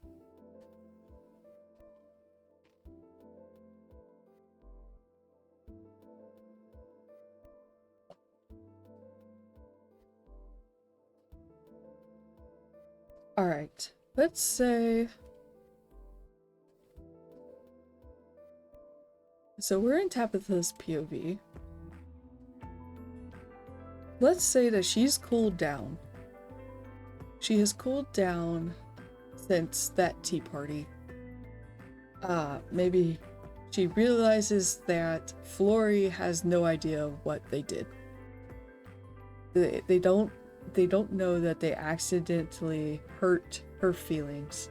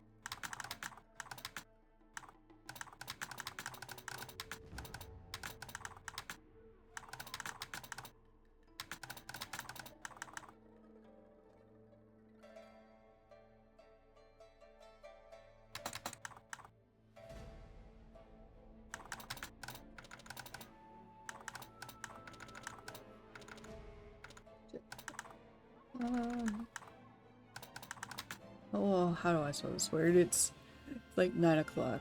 Okay, there we go. Like, it's 9 o'clock. Help me spell check.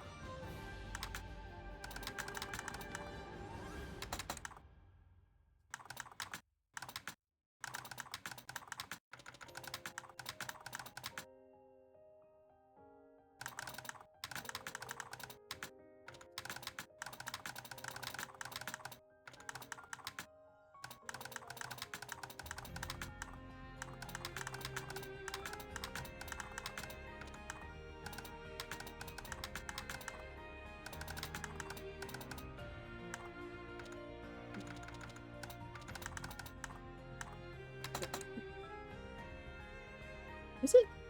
Yeah. Yeah? Hold on. Let me check. Okay, yeah, I was right. That's the right peaked. Curse you, English language.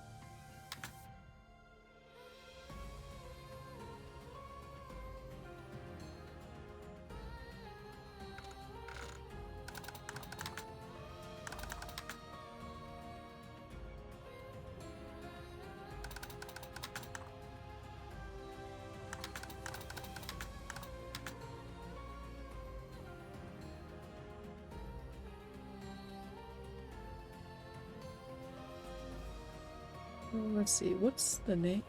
What is a job for a commoner that would take them through a park? Oh. I think I got it.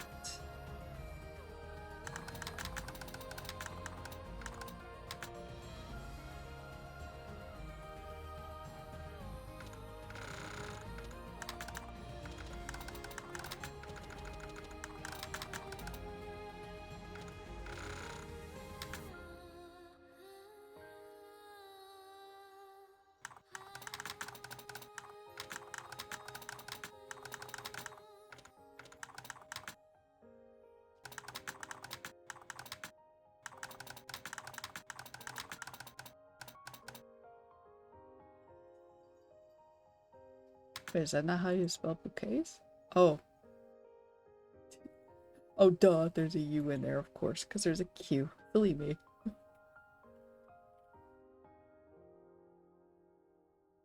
Oh, let's see, what should this person's name be? I've thought of Felicity quite easily, but now I'm like, another name. What? Let's see. Do. Sure. Slavic. Nika. Nika sounds good.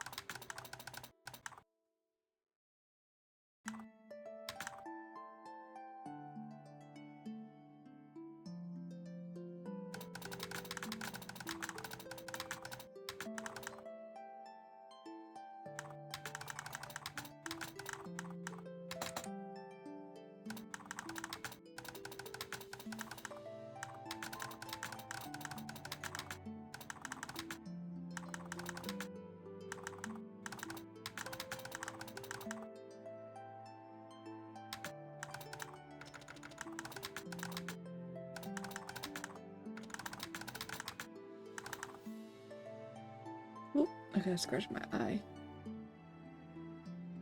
Oh, itchy. Oh, it's a really bad itch. Ah, no, itch, itch, itch. Okay.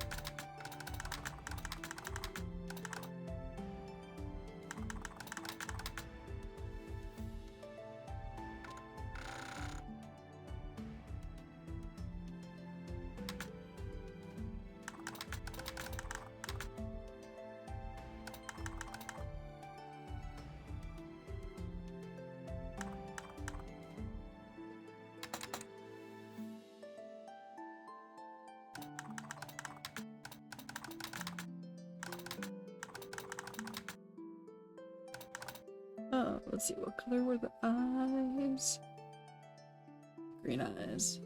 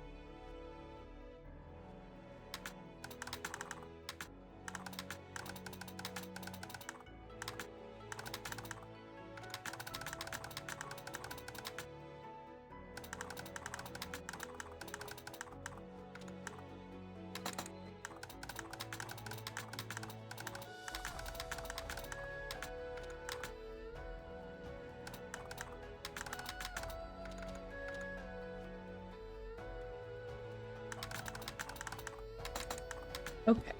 Do that. It's gonna get fuzzy. Alright. Oh.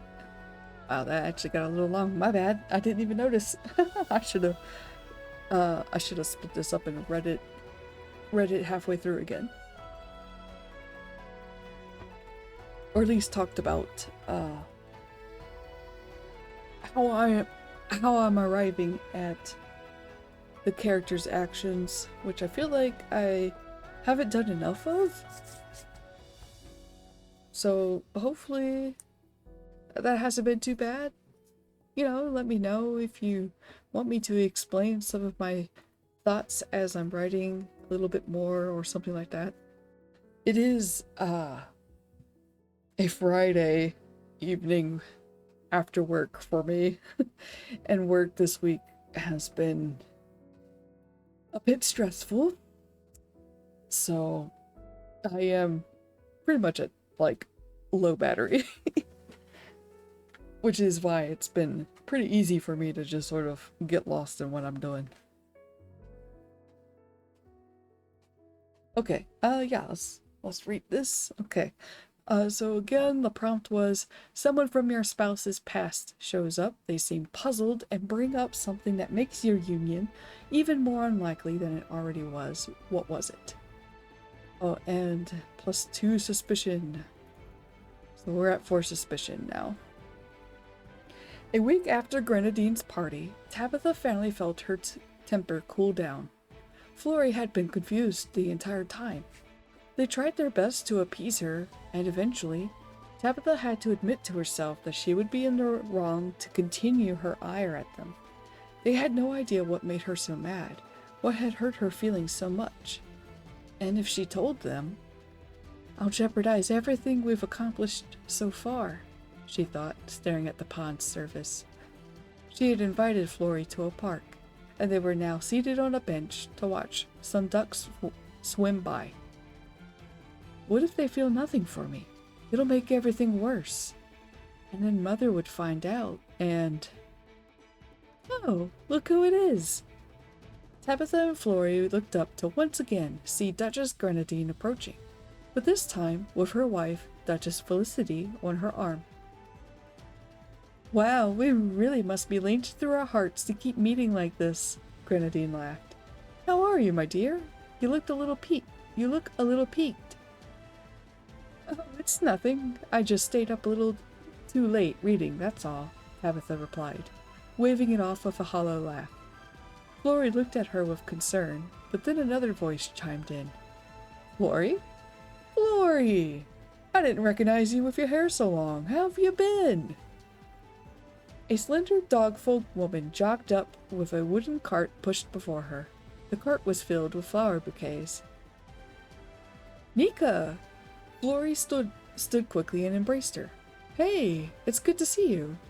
Let me introduce you. Introductions went around, ending with Tabitha. And this is my wife, Tabitha Charez, Florrie said, gesturing at her. What caught her off guard, however, was the gentle smile on Florrie's face, the slightest of crinkle at the corners of their eyes. This isn't a lie. This isn't a lie, Tabitha briefly thought, before Nika the flower seller burst out in a surprised guffaw. Your wife? What happened to me? Haven't you been pining for me for the last year? Nika laughed, slapping one of her knees. I mean, not that you had a chance in the abyss at me. You're pretty, but I like someone who can throw me around town, if you know what I mean. Nika! Florrie sputtered, horrified at Nika's lack of manners. Watch your tongue. Tabitha is the daughter of Archduchess Aline Charez. Nika squinted at Tabitha. Eh? Thought her name was familiar. Whatever. See you around, Florrie. Or never, I guess.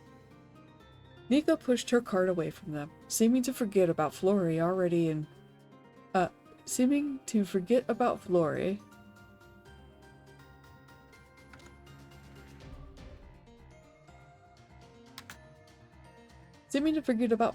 In favor of hawking her wares to other park enjoyers.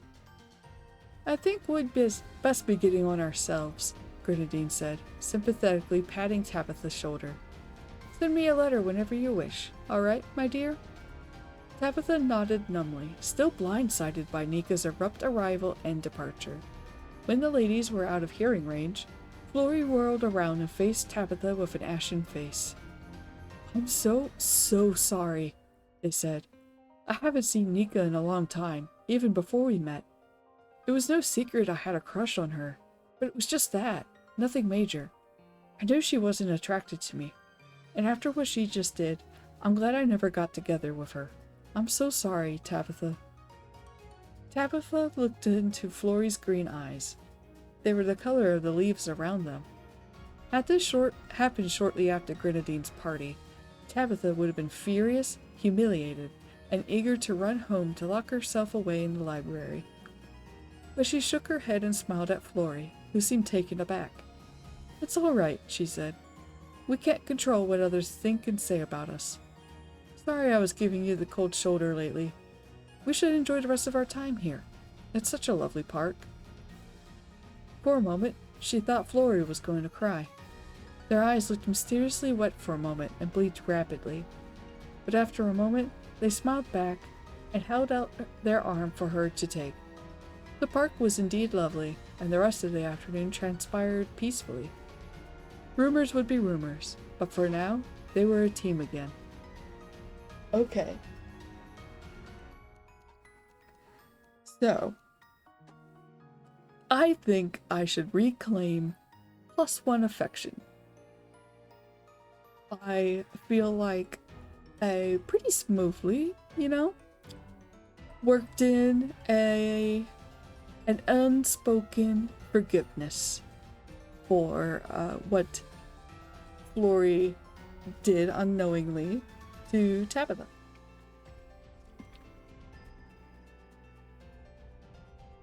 And yeah, suspicion increased by a whopping 2 points, but it's fine, it's at 4. So I think, per the rules, which say that if a character falls in love, regardless of what the card says, I can gain +1 affection. So I will do that. It does kind of feel like cheating when I do that though.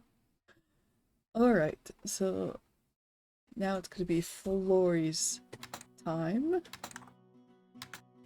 Alright, Florrie. You have wound up in hot water twice now. You need to do something. Okay, here we go. I have a 7 of clubs. Please be something good. 7 of clubs. Ooh. Ooh, ooh, ooh. Okay, alright, okay. We are back in business. Hopefully.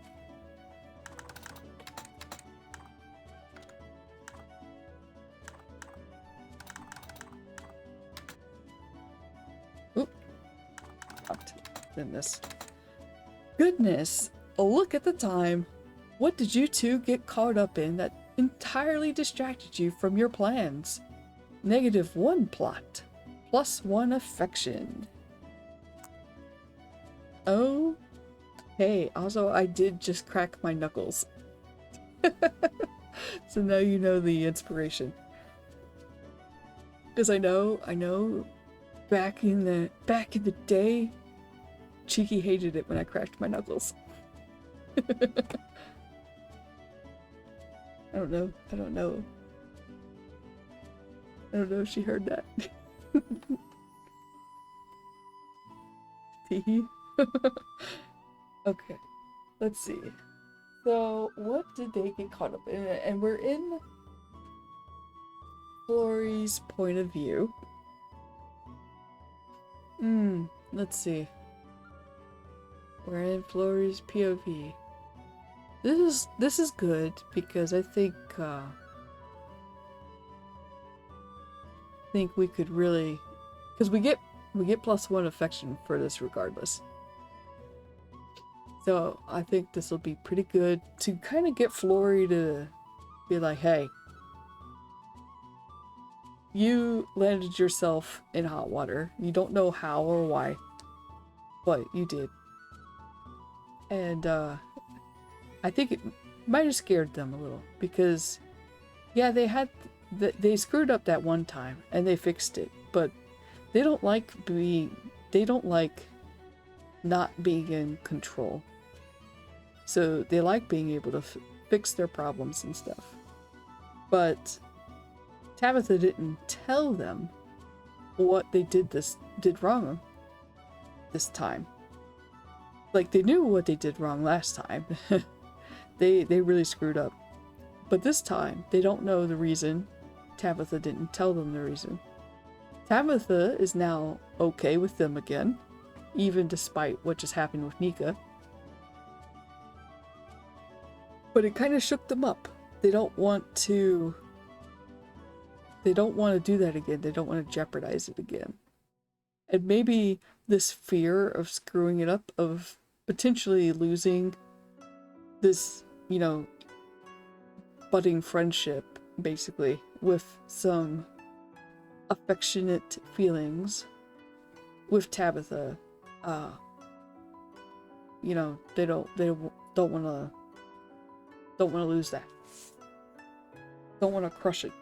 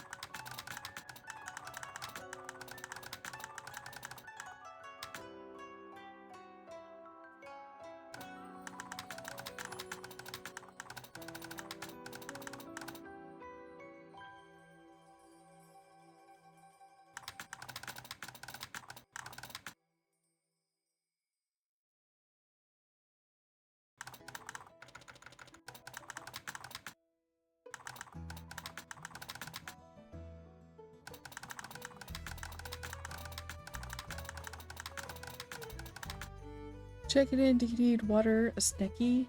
I am still pretty good on water. Snack, I think I'm also pretty good because it took me so long to eat dinner. I'll do a little stretch though. Oh, oh yeah. Yeah. You know what? I'll also take this moment to say, by the way, we have a Discord. And, by the way, again, my birthday is next weekend. And to celebrate my birthday, I took Friday off, and I am going to stream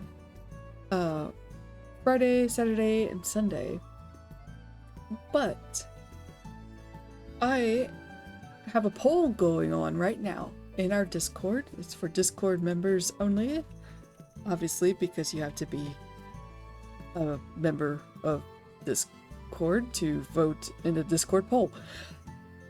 Anyway, there was an ad break happening this entire time.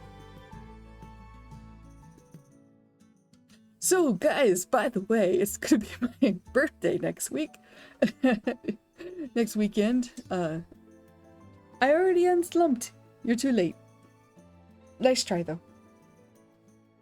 I'll stretch the hands and wrists though. I stretched the back. I didn't stretch my hands and wrists. Okay, so yeah, anyway, there's a poll in Discord. There's a Discord link. Join the Discord and you'll get to vote in a poll. I am going to be playing Sworn Heart Alone, which is a solo version of a duet game. This game I'm playing right now is also a duet game, but it does not come with solo rules. I'm just playing it back and forth as if, you know. Oh, you got a coffee cup. Ain't that perfect? Yeah, we could have called you Coffee Ghost instead of Cheeky Ghost. Anyway, so yeah, I have the option for this game to play as either a paladin or the heart. And the heart is a person who is linked to the paladin in some way. It's a person that the paladin knows, and the heart interferes from time to time, whether they mean to or not. And so you have the option of playing either the paladin or the heart. So right now in the Discord, we have a poll up where you can vote. Which one do you want me to play? There will be more things that Discord members will get to vote on, and you in chat will also get to vote on Saturday. There we go. I had to remember my own birthday plans. Next Saturday, by the way, not tomorrow. The festivities will start in earnest on next Friday, but voting stuff for various things about Sworn Heart will happen on Saturday. So yeah, definitely come by, check it out. I am going to be streaming for pretty much the entire week. It's just that I'll be streaming at my normal time slot in the evenings, and that's going to be for a different event that I will announce later. But anyway, just wanted to go ahead and throw that out there because I realized that I didn't talk about it at the beginning of the stream. Where's me water?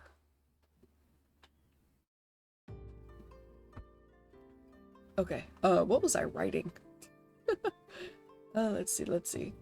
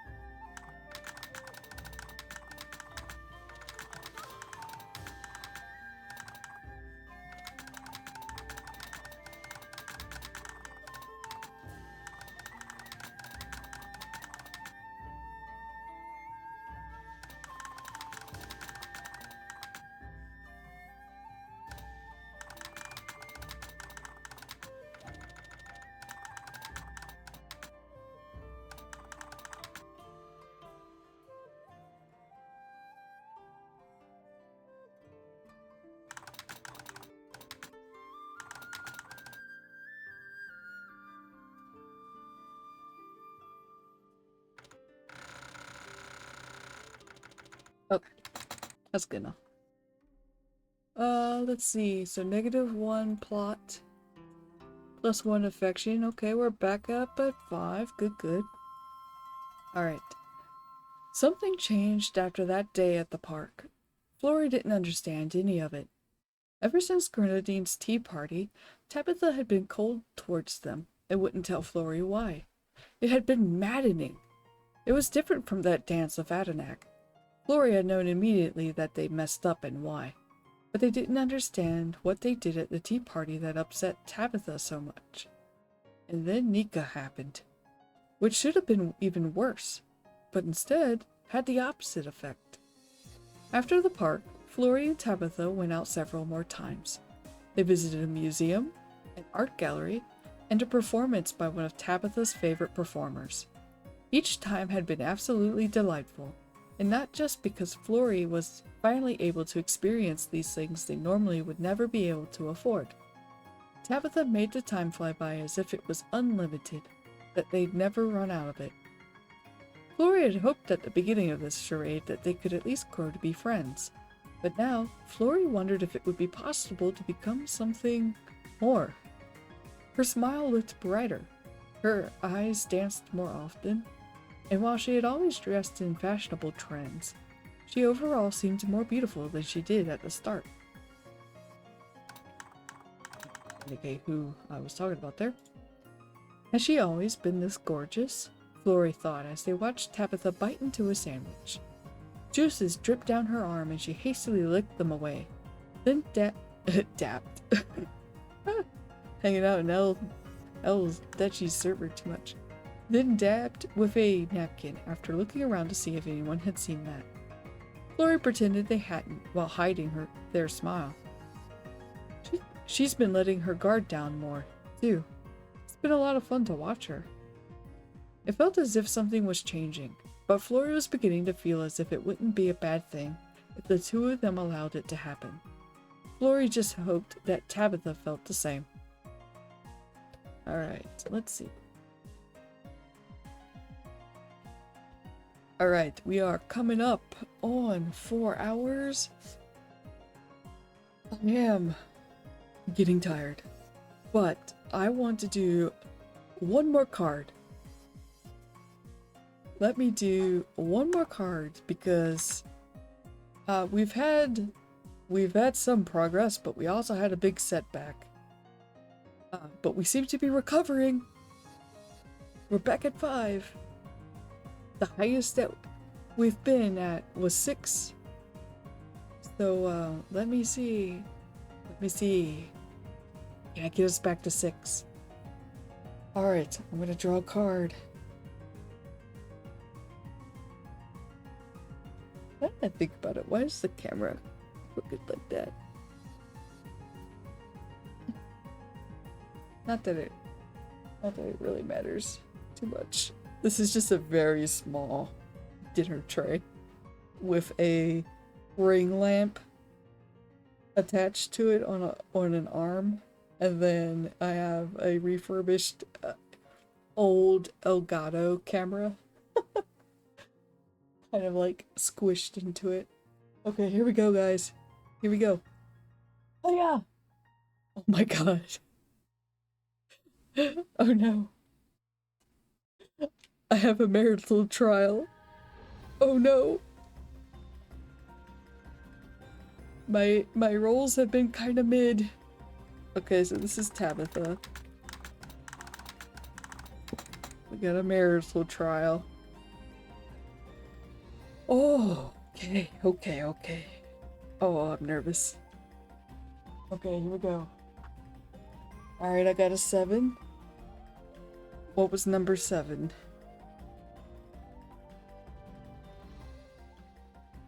Oh!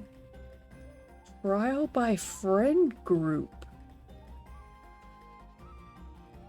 Okay. I mean, that kind of works with our current narrative.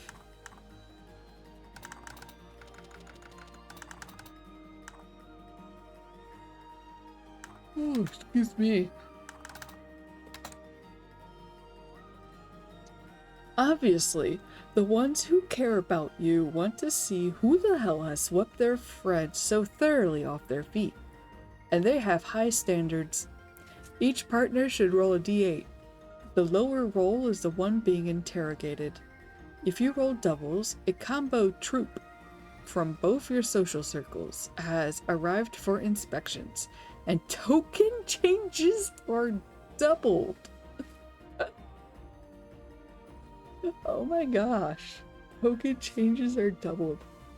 Okay, here's the thing though. In our current narrative. Well, actually, nah. Okay, so in our current narrative, like this. What? Yeah? What are you coming in and meowing at me for? Yeah? You want to say hi? You want me to hold you under the camera? I know you absolutely love it when I do that. Okay. Hey, the kitty cat. He's like, why? Why are you doing this? Okay, ouch. Ow, he just got on my shoulders. Meow? Yeah? Meow? This is the old man.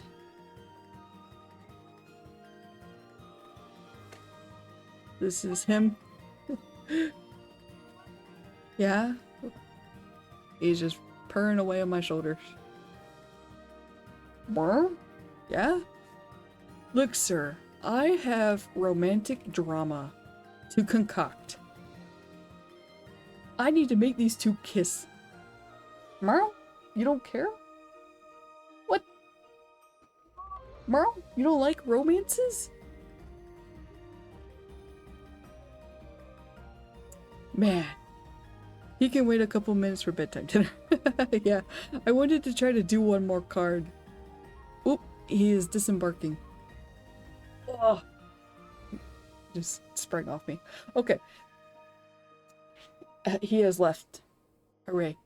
Probably to go yell in the hallway. Because, yeah, this is bedtime dinner time. Okay, so right now, in the story that I have spun up in today's session, we have met a friend of Tabitha's. We have had some drama come out of a party with this friend, and her friend just witnessed this person from Flory's past. So even though it says to roll to see which partner is being interrogated, I think it would be most fitting and most logical if it was Tabitha's friend.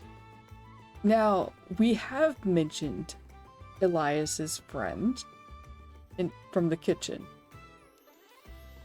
but Tabitha and Flory have already hung out with them, and I feel like they have, I feel like Flory's friends, Nika aside, has a pretty, they believe more strongly that Flory is actually in love with Tabitha. they might know more than Flory that Flory has caught feelings for Tabitha.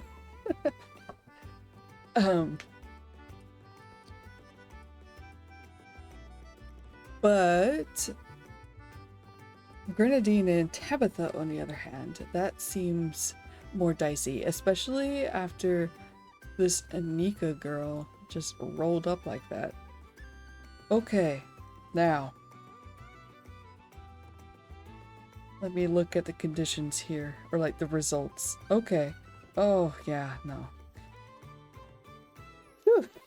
Okay, so if I roll between 2 and 7, that's gonna dock 2 affection and then give me +2 suspicion.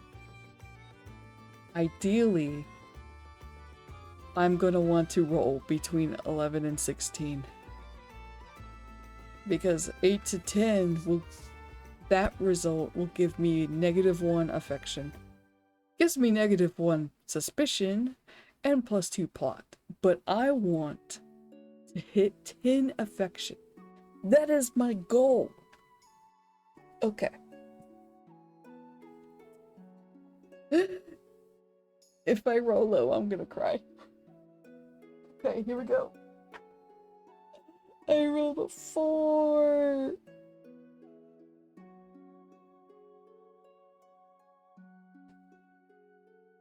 I rolled a 4. I'm gonna have to roll a 7 or an 8. No. I rolled a 1. No. No. No.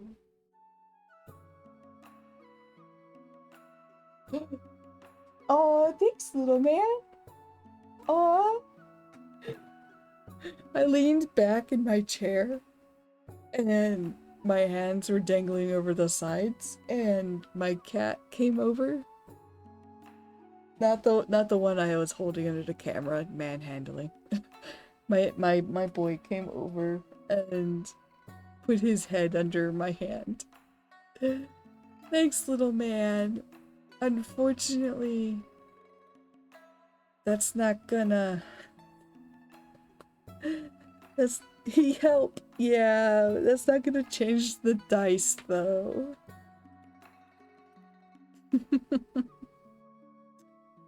Oh. Poor me. I rolled poorly. Okay.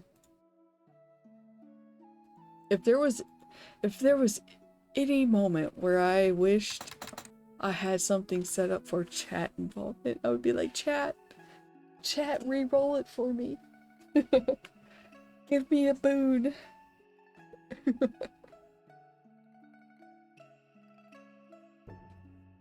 Okay. Let's see. What was that, a 4 and a 1? That's a 5? Excuse me. Yeah, that's... Man! -2 affection. I'm so sad. Unless I could spin this to make it in, like, a little lovey-dovey, but at that point, I think I would only lose 1 affection at that point. Oh, okay. Man. I'm being cock-blocked by my own game. Oh, this needs to say result. Uh-oh. The nerves have set in, and the interrogated spouse is overcompensating. Set a stopwatch for 60 seconds and sing your own praises without stopping. If you repeat yourself more than twice, say something that your spouse finds irritating, or make another player cringe or wince. You get -2 affection +2 suspicion. Okay, alright. Okay, so this is one of those timer things, which I was trying to work around because because I am playing by myself, so there, you know, I can't make another player cringe. Now, you folks that are sitting in chat could tell me if I'm being cringe, but that would not help somebody who was playing solo and is not streaming. So the last time I had one of these, I gave myself like a word count, which I think I said 75 words would probably suffice.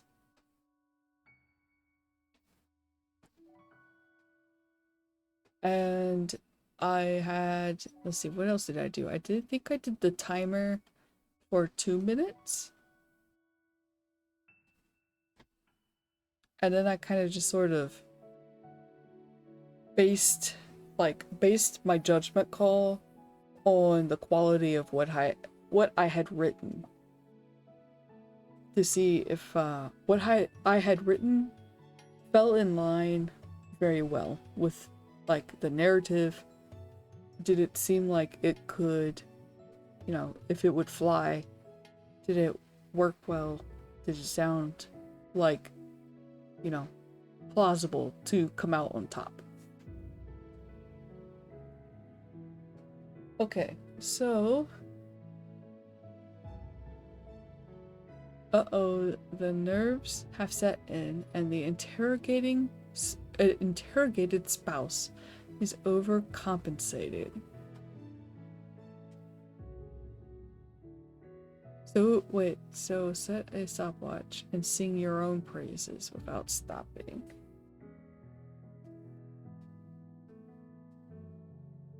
So if the interrogated spouse, that is going to be Tabitha. Tabitha's being interrogated about Flory, so I think it would have to be Flory that sings their own praises, sings praises about themselves.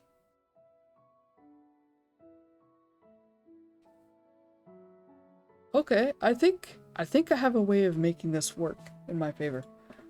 To come out of this. Okay. I need to go get a timer.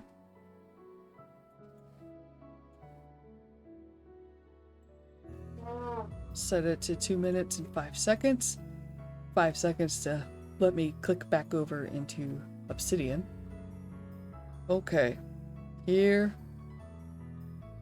Well, actually, let me write the scene up into that point. Because the actual, like, praise singing needs to come after the scene setup.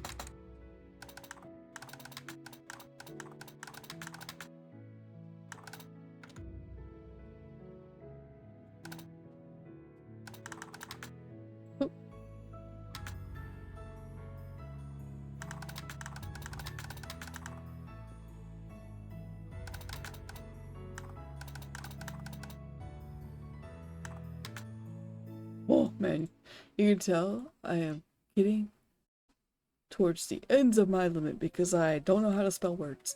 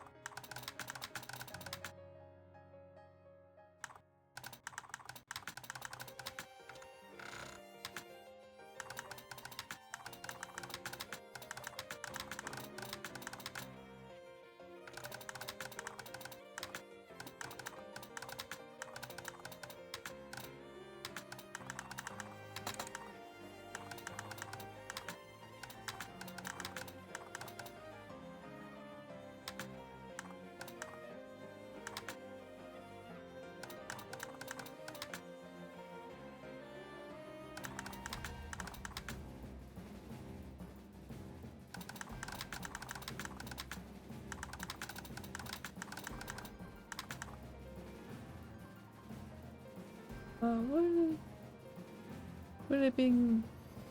Oh, okay.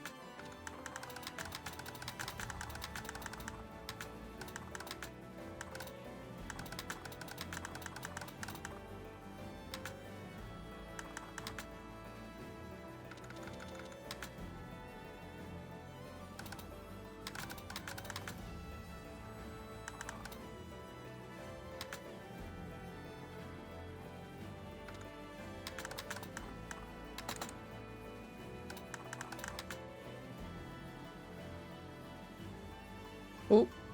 I don't know if you heard that. I was cheeky laughing.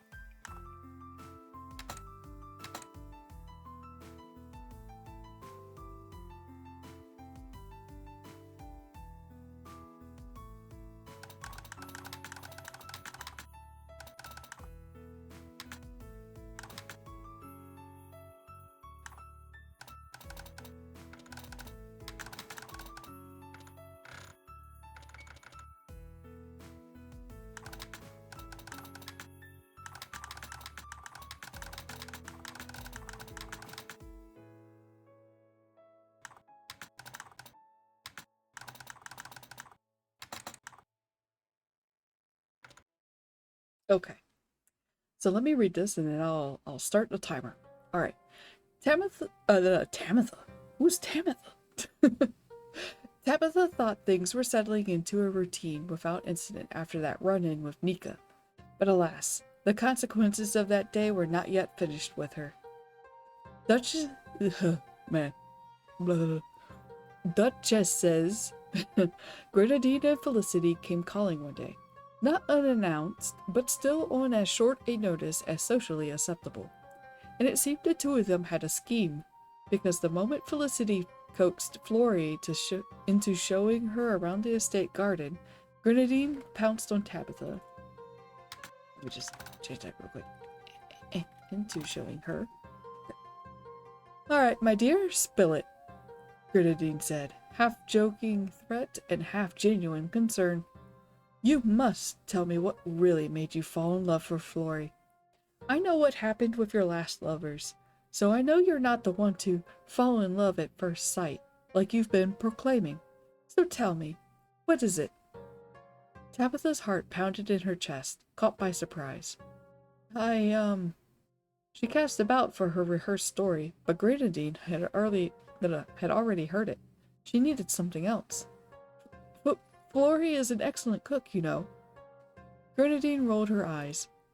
Yes, but unless you believe that whole food is the way to one's heart rubbish, that's not exactly enough to make the daughter of an archduchess swoon over a commoner. Flory is an amazing person, Tabitha retorted, voice growing shrill in her panic. They're twice the person that despicable lowlife is. I've never been so thoroughly loved by someone like I have been by Flory.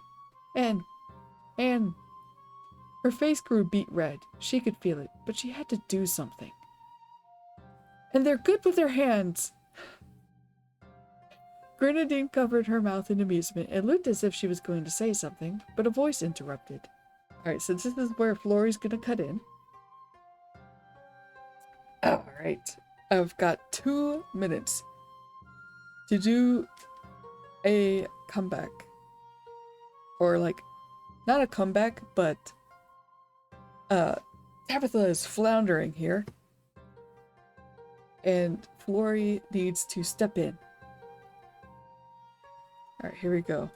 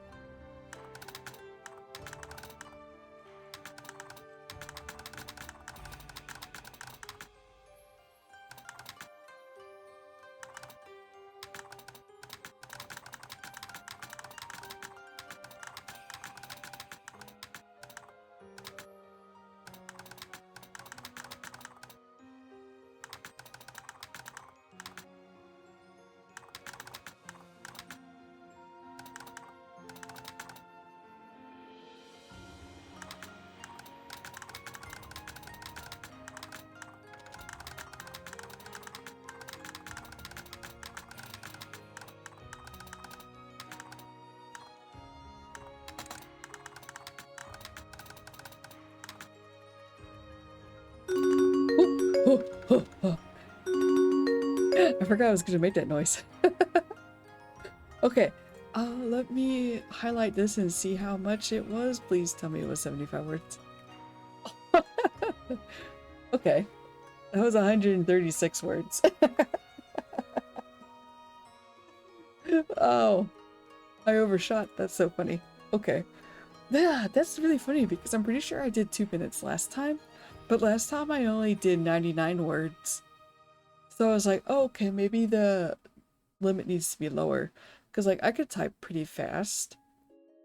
And I know like really fast, like 95 words per minute is my average. And the average typing speed is like 65 words, 60 to 65. So I was trying to kind of keep that in mind with like a whole word count. But maybe just a timer will be fine. Um yeah, like I was just trying to see if there was a way of bringing in, because it's not just 60 seconds. You're also supposed to be at risk of like repeating yourself or the other player like laughing or cringing and stuff like that, and there is no other player. So I was trying to like factor that in as a different secondary part of the challenge besides the timer. It's kind of eh. I did my best to try to make an equivalent. But okay.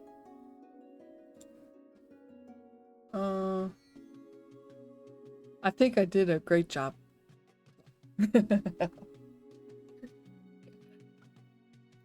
Okay, so we left off with a voice interrupting. I am a pretty good cook, said Flory, rounding the corner. They were smiling, but it was that same gentle smile Tabitha had seen before. But it wasn't my cooking that won her over. I love her, truly, for who she is and not who she thinks she needs to be. I love that she loves books. I love that she loves music.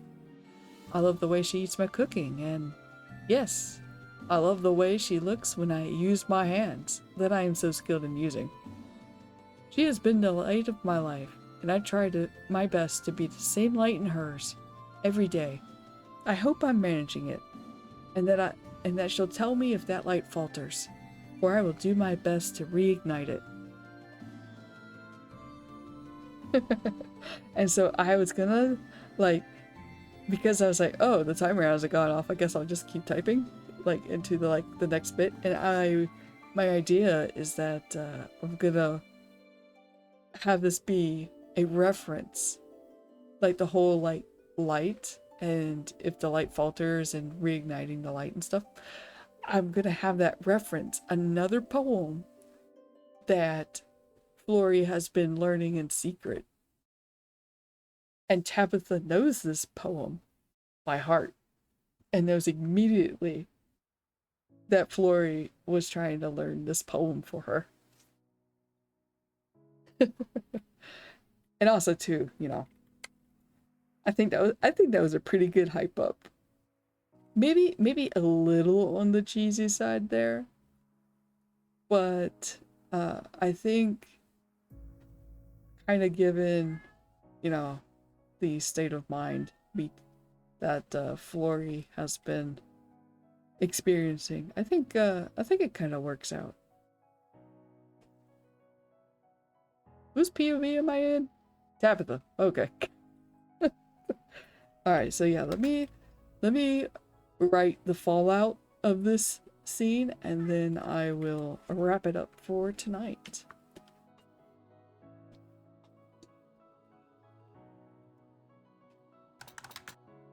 By the way, what I'm saying here is that I think I have appropriately or successfully dodged the token changes. I think I pulled it off.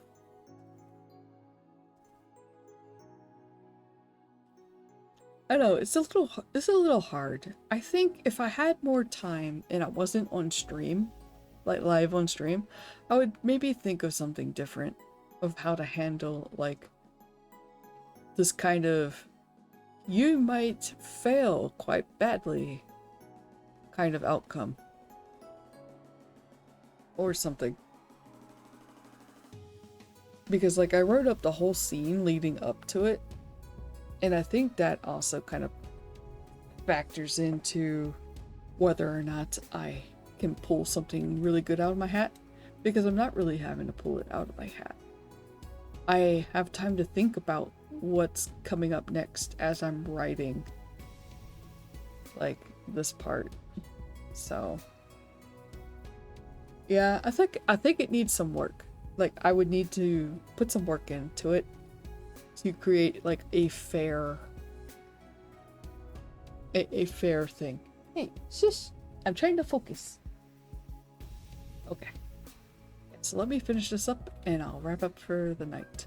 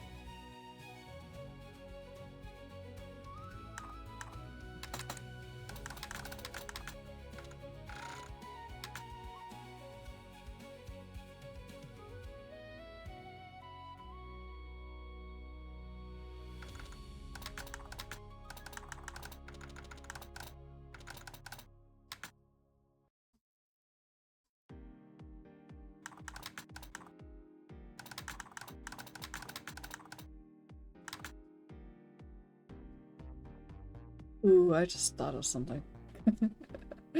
I'll keep writing though, because I do need to finish this up. This is... Oh no. Shoot. I didn't realize that this playlist has been playing whatever the heck it wanted to. Or like, the playlist ended and it's just been playing whatever. Shoot. I forgot that it was only a 3-hour playlist. No, I might be in trouble. Hopefully, this spot will be fine. Holy cow. Oh my gosh. I can't deal with it right now. Shoot. I forgot that it was only a 3-hour playlist and I was like, it should be fine. No, it's not because I'm on 4.5 hours now. Oh my gosh. I hope that this VOD does not get nuked. Or like muted. Shoot. I should have been recording. But I haven't been able to record because like I was having some problems recording. Um well, here we go.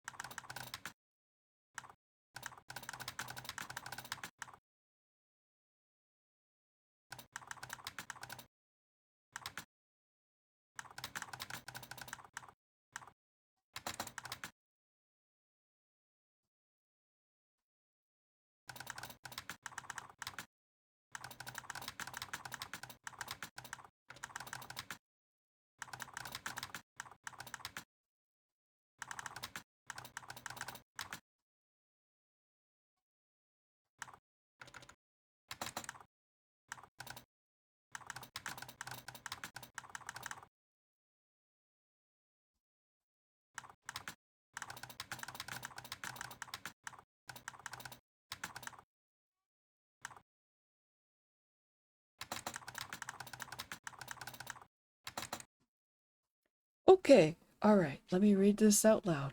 Ignore the cat meowing angrily behind me because I have not given him bedtime dinner. Tabitha was stunned. Her face felt as hot as a beacon itself. Grenadine and Felicity, who was trailing behind Flory with a smug smile, weren't aware of what Flory's words truly meant. If that light falters, I'll do anything to reignite it. It was from one of Tabitha's absolute favorite poems. How did Flory know it was one of her favorites? And they had learned to recite it, or at least learned enough of it to reference it in a spur-of-the-moment speech. She almost felt faint as the entirety of what they said hit her, and Flory had to catch her gently under her arm to tug them into their side, stabilizing her. Oh my, I've never seen Tabitha actually swoon before. How cute! Grenadine giggled. I think I've learned what I needed to know. Thank you, my dear, and I wish the two of you happiness. The two duchesses bid them farewell and left. Flory sighed with relief when they were alone. How much of that did you mean, Tabitha? Hey, shush. Shush. How much of that did you mean? Tabitha asked, unable to meet Flory's eyes. I may have played it up a bit. Quite a bit, I'll admit. I hope I didn't embarrass you too much with the hands comment, they said. They sounded nervous. You aren't mad at me, are you? About that light stuff, That's one of my favorite poems.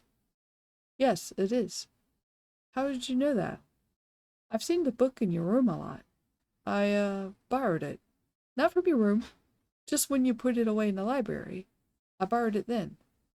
Flory scratched the back of their head, fidgeting. Well, Now Tabitha faltered, unsure of what to say without bursting into flames. Thank you. It was lovely.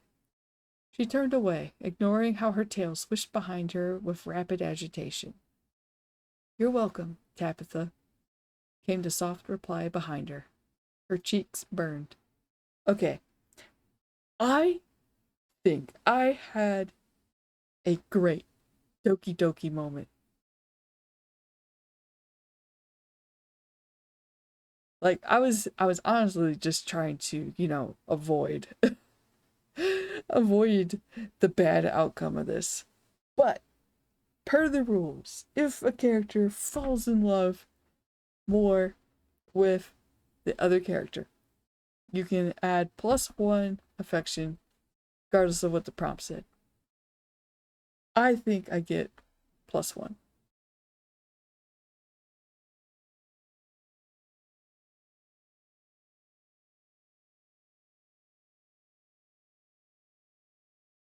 I'm checking something.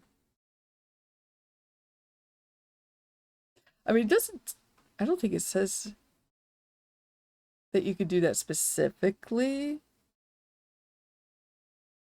for marital trials, but I mean, I feel like it makes sense.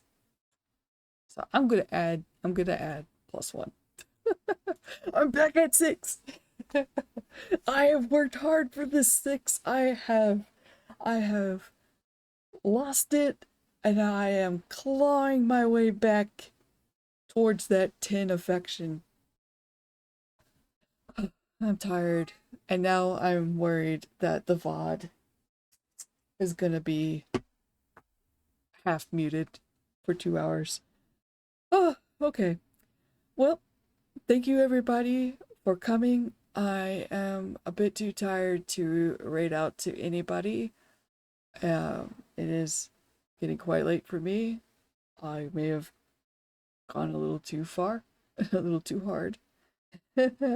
Whoopsie daisies. Here's hoping that the VOD will be fine. If so, I will add it to YouTube. Oh no, the ad. Thank you, everybody. Remember to... Oh, the ad's been going on this whole time. I'm so sorry, guys. I don't have it in me to repeat it. I don't even know how long. I am fading so fast. Just as a reminder, there's a Discord. Feel free to check it out. Right now, you can vote in a poll to see which role I will play in an upcoming game of Sworn Heart Alone next weekend. There's going to be some other stuff that chat will be able to engage with on that game. Stay tuned for that. In the meantime, I will be back streaming tomorrow. I'm going to be doing art studies, anime style studies, while Cheeky plays Farming Simulator. So we'll have some bestie back and forth going on with the farming cheekster and me. Yeah, thanks again everybody for coming. Take care of yourselves and safe travels through the veil. Bye bye.